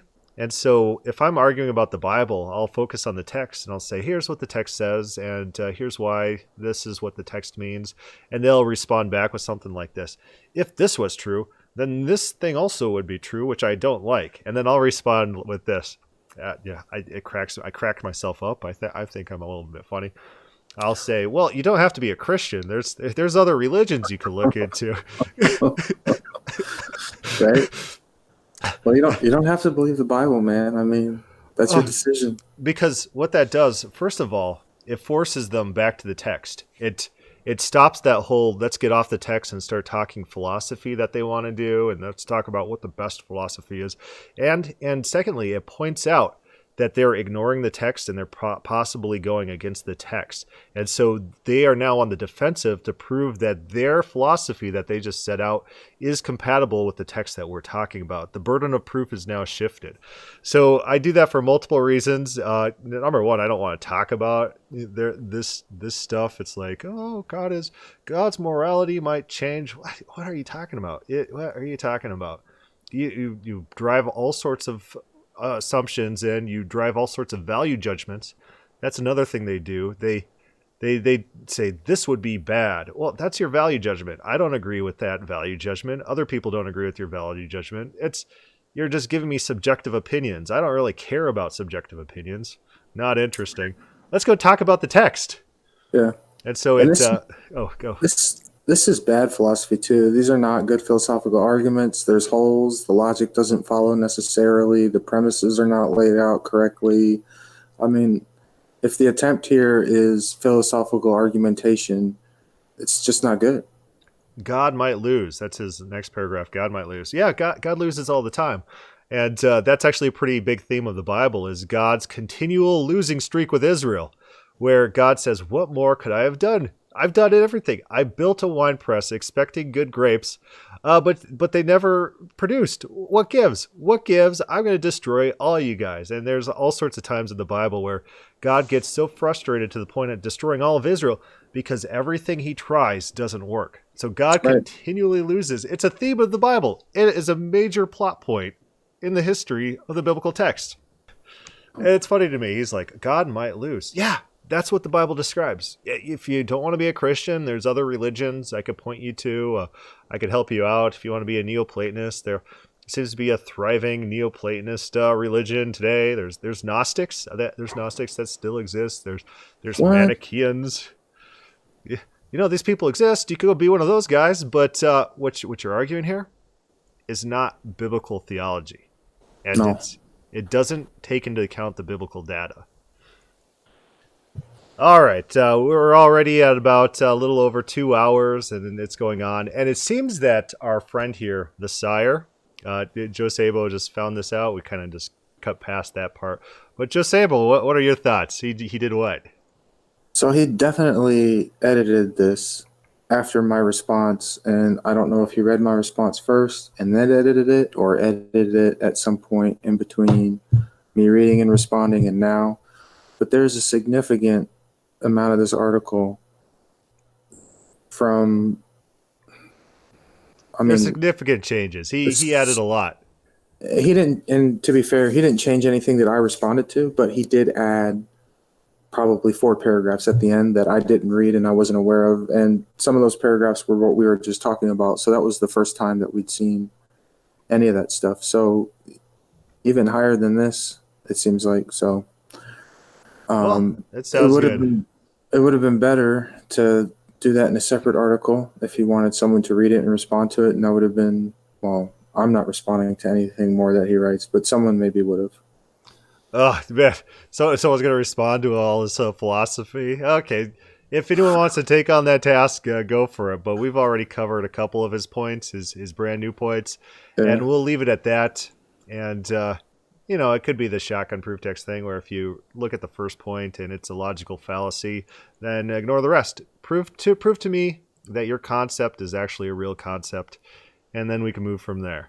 All right, we're going to call it quits. I have to thank Joe Sabo for 2.5 hours of his time, and he's been a great help to us tonight, helping us read and understand this article. Joe Sabo, any closing words? Yeah, edit this to make me look good, man. Yeah, I'll add more beard hair. All right, excellent. And a hat, a fedora. All right, do it. Make that the thumbnail that you see is me with a beard and a hat and a fedora. Lady. And then what will we call it? We'll call this God doesn't determine cat puke or something like that. It's not about cat vomit, comma, stupid. It's not a give up cat. There was someone asking for podcast name ideas, and I threw out theological diarrhea. It'd be a good podcast name. But all right, we'll cut there for tonight. If anyone has any questions or comments, post a response on the YouTube or start a thread on God is Open on our Facebook group, or just do a video response to all these philosophical things. That would be fun and time consuming. Oh, $3 to the first person that does a video response to all of those philosophical complaints. You got $3 for that? I'll give $3 for that. I'll give $3 too. So it'll be $6. $6. It'll be $6 for like 2 hours of work. So it's more of like unpaid intern wages, but it works. All right. Thanks everyone for listening, and we will see you guys later.